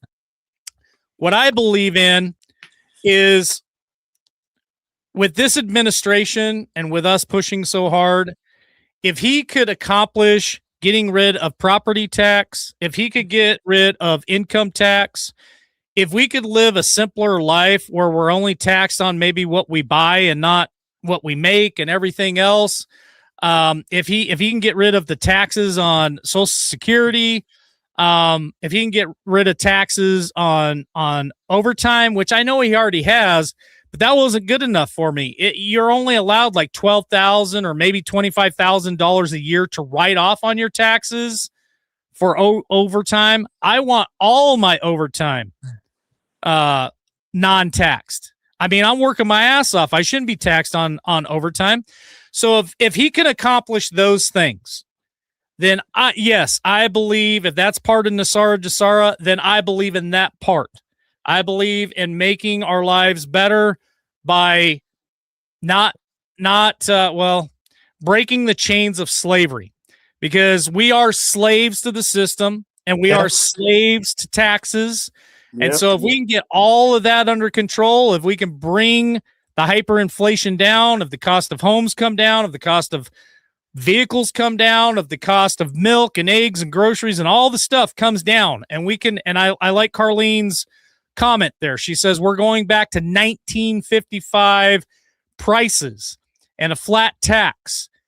Then yes, I believe if you want to call that NESARA GESARA, I believe, call it NESARA GESARA, call it whatever you want to call it the golden age. If we can get to that, then I believe in that. But it's scary as hell to think about what's on the horizon and what could happen. And here's my question, because I've seen a lot of comments in there tonight. It's going to happen by Easter of this year. It's going to happen by 4th of July this year. Okay, I'm asking you, the ones that made that comment. This goalpost has been moved so many times. And that's why I've become Captain Skeptic, that everybody dislikes, is bring a different perspective to this show. So my question to you, if you put a comment in there, it says it's going to happen by Easter or it's going to happen by 4th of July. What happens if it doesn't happen by then? What's your next story? What is your next goalpost? Because if it does not happen by Easter, if it does not happen by 4th of July of 2026, what's the next chapter? because it's been pushed back and pushed back and pushed back and pushed back, pushed back. Which year? Great question. So that's my comment on Nasara Dasara. Gentlemen, we're well over 2 hours here, and I know, Jeff, I would like for you to stick with me here till the end, because we got something that we want to drop for everybody out of the store. So I got it all teed up, all the new shirts and everything. I won't keep everybody. But if you want to stay and see some of the new shirts that Jeff just put in the store today, I'll gladly show it to you. But that's just kind of where a lot of people are. We've been told a lot of things and it hasn't come true. And I get it, Ziggy. It's in God's timing. Be patient, keep the faith. I've heard it all. I've said it all. I've told everybody the best is yet to come. I've repeated that over and over and over and over again.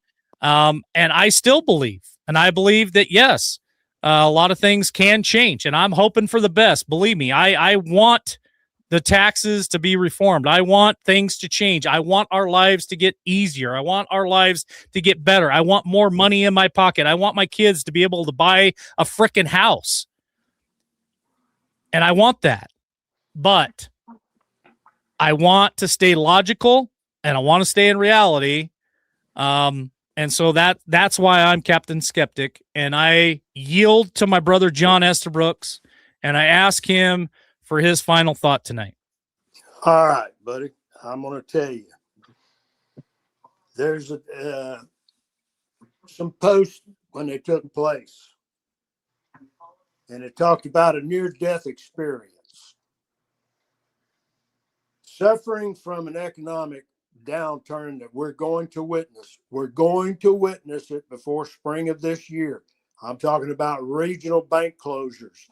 There's no stopping that fundamentally unless they all of a sudden pull the trigger. And I don't think it'll be all of a sudden, because you have to let the people see exactly what these evil bankers that captured us in 1917 have done and what their design for a way out is. And their design is exactly what Klaus Schwab says. You will own nothing and be happy. Yep. That's what was being talked about with Jamie Dimon and the criminals that lied and defrauded. Every customer that walks into Chase Bank has been lied to and defrauded of their wealth and prosperity. That's a fact, because they're giving us worthless paper. And he perpetrated it. They've all perpetrated it. It's not just him, but the root and the core of where they're at is sitting in Davos, it's sitting in Basel, it's sitting in Switzerland, in the Bank of London. And they know exactly what they've done and what they've perpetrated on the people. And so while I want to have some hopium, and I'm a big guy, I believe, okay, I see a path, but I don't see any actions that tell me this is clearly the path. Now we know. I'll know when there's martial law. I'll know. And then here's the thing. What do you keep your eyes on? Because if you trust man, you're a fool. There's only one single entity to put your trust in, and that's God. Because if you're trusting any man-made system, I'm telling you from 72 solid years of experience, they will screw you every chance they can, buddy. Every single thing that they can take from you, they'll take from you. Every freedom, every liberty, they will take them from you. So I'm praying that we see exactly what we've hoped for, and the hopium exists. But there's some serious economic turmoil coming. What do you need to survive? Got to have shelter. That's a thing you got to have. I don't care who you are. You got to have shelter. Yep. Shelter, water, food, yes, it, and ammunition. Food. Yeah, because trust me, when people realize people will come to take what you got, John. You know that. Well, and listen, these are good people. And when they show up at the bank and the bank guy ain't got their freaking money or what they invested their pension in, and everybody, their retirement schedule, their 401k, and it's all been wiped out by fraudsters, or it's been depleted to a point to where, well, I was able to live on $3,000 a month. But now I don't have that. You've done took away. I can't make it on 50. They're going to get angry. They're going to get, people will become violent. When you steal a man's money, you take his wealth there. He worked 30 years to put in a retirement account and he's living on it. And you tell him, well, you invested in this and it's actually worthless. You go break that. I got a son that works for the railroad, and I'd like for them to tell that big son of a gun that they've robbed his pension, because hell won't have it. That boy's well heeled, and he it could get ugly, but we're going to pray that we keep our heads about us, and we start right now today. I don't care if you got to buy an extra can of beans or a sack of rice, dry beans. Get your home and food supply to where you can sustain yourself, because this could go on. You know, if you're going to listen to the 17th letter, you know, will it be 10 days of darkness? What will it look like? Will it look like a month? Because you got to make 10 the months idiots, of darkness. Who knows? Yeah, the idiots have to feel the pain. The idiots have to have clear visual evidence. You lied and you cheated us, all of you. Republicans and Democrats, they knew this was coming. They know it's coming. They created the $38 trillion worth of debt. And you want to trust that they're going to solve the freaking problem? Come on, man. Pull your head out of your tail. They're crooks. Yep. God bless y'all. I love you. And that's the one thing I rest on. Always when I close out, God wins. God wins. All right. Thank you for joining us, John Estabrooks, as Appreciate always, you, brother. And I'll reach out to you in the next couple of days. I do want to talk to you about that mine close to my property. We need to have a conversation. Thank you, sir. Yes, sir. Thank you. All right. That was John Estabrooks.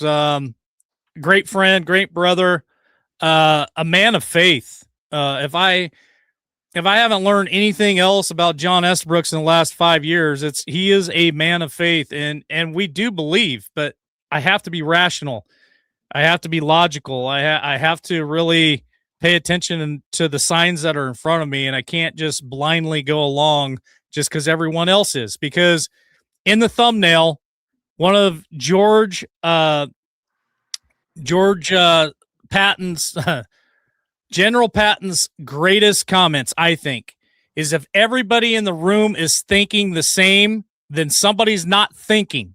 And I don't want to be that somebody that's not thinking outside the box. So that's just who I am. That's how I have to be. So, Jeff, we wanted to bring something up real quick for everybody. I'm going to share screen. I think it's awesome. Thank you. And please tell Mary and your whole crew, thank you so much for all the hard work. And thank you to War Machine, if he's watching tonight, for all of his great designs. But here are some of the new T-shirts, and I'll let you talk about them, Jeff, but they're all up in the store now. The mods are dropping the link there in chat and all the different chats. If you guys want to come check them out, check them out. But go ahead, Jeff. Yeah, so we got some of the new shirts up, and Mike, if you you click on Ohio, I'll show you something that The we're coyote? the very first one there on your left. There you go.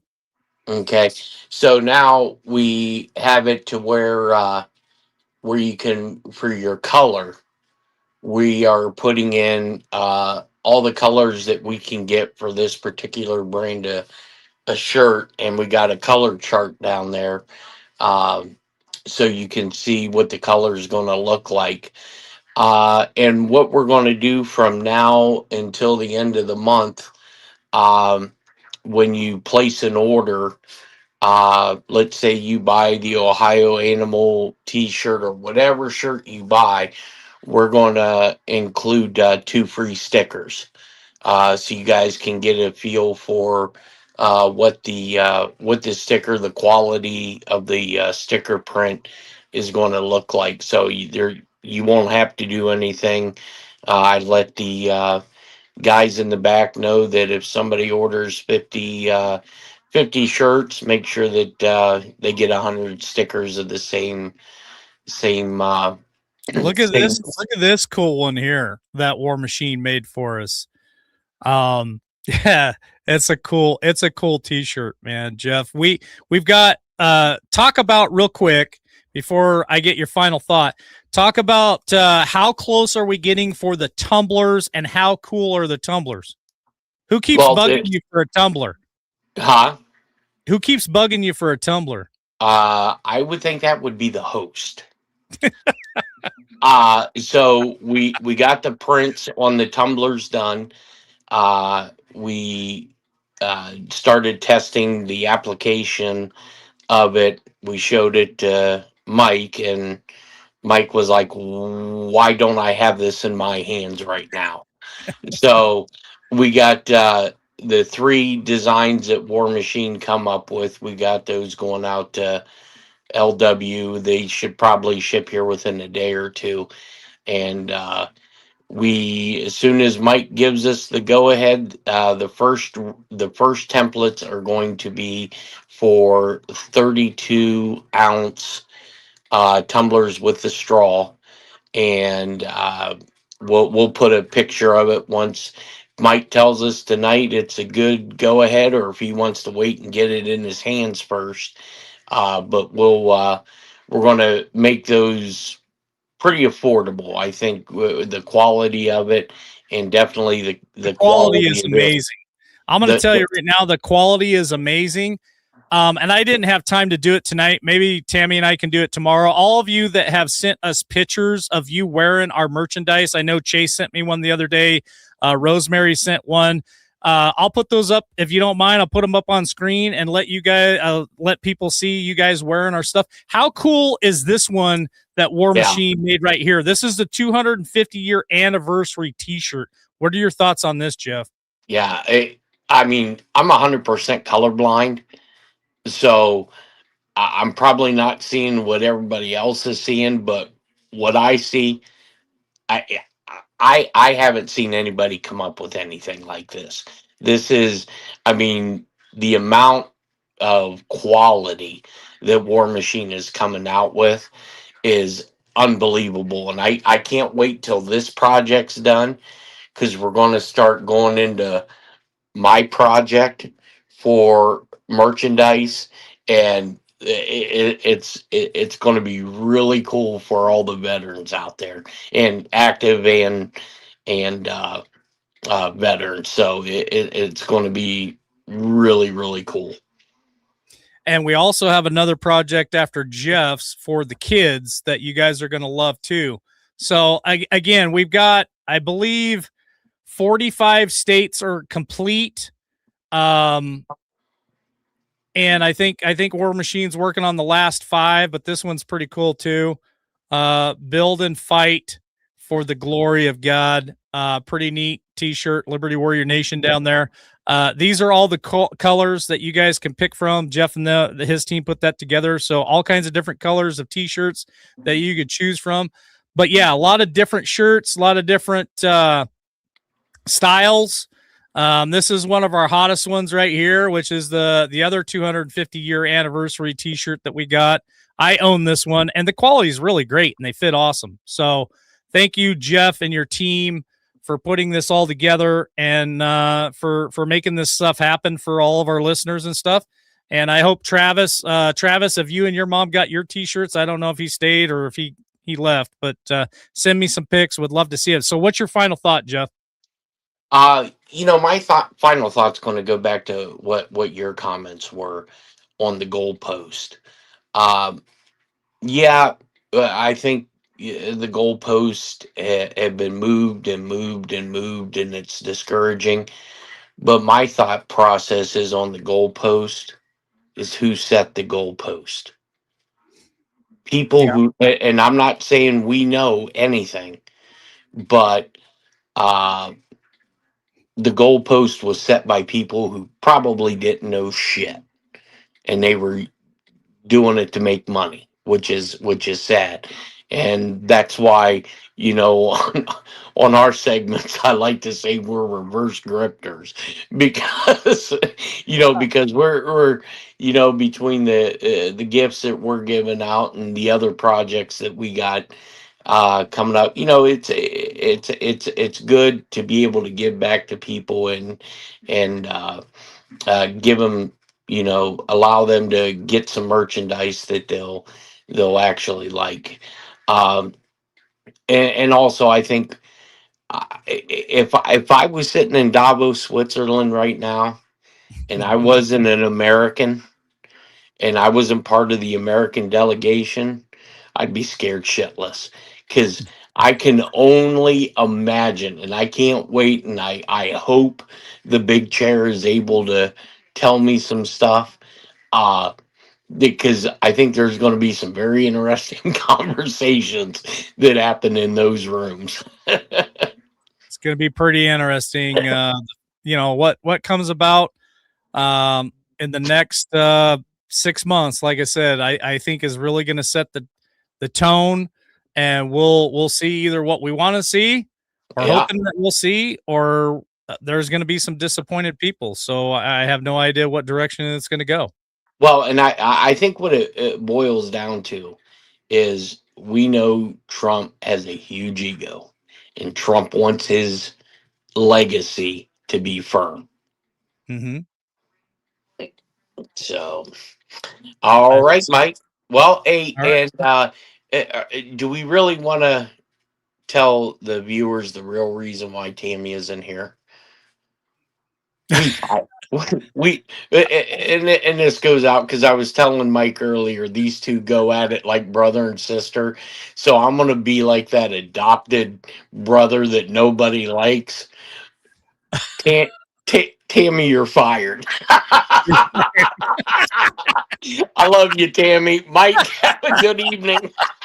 All right. Thanks, Jeff. Appreciate it. All right. That was only a joke. He was only joking. We like to joke around with Tammy and give her a hard time. So, I was just playing around in the store. I was trying to find Missouri, and I couldn't find it. I think it's there. The question was asked. I think it's in there, but you'll have to look. I couldn't find it. I was going to pull it up on screen for you. But no, Tammy is not fired. She is home taking care of family because they are not feeling well, and she's a caretaker.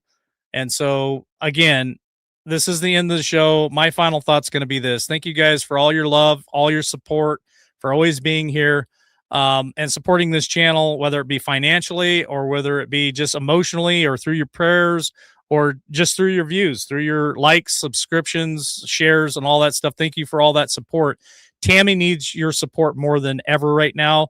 So any moment that you're thinking about her or thinking about, saying a prayer, please send one up there for Tammy and her husband.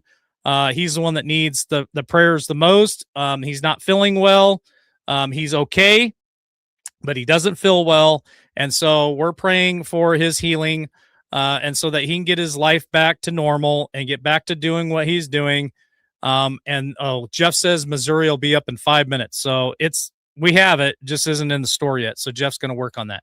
So I don't know. It's just it seems like every time we get a ray of sunshine, there's always dark clouds that come flying over. And maybe right now that's one of those dark clouds with what John Estabrooks brought to the table tonight. And I just pray that we're all safe and that we can all take care of one another and our families and just be prepared. I like to be prepared for the worst and pray for the best. And that's just the way I'm going to always be. So with that being said, God bless each and every one of you. We should be back tomorrow night as long as everything goes well. So with that being said, we'll catch you on the next one.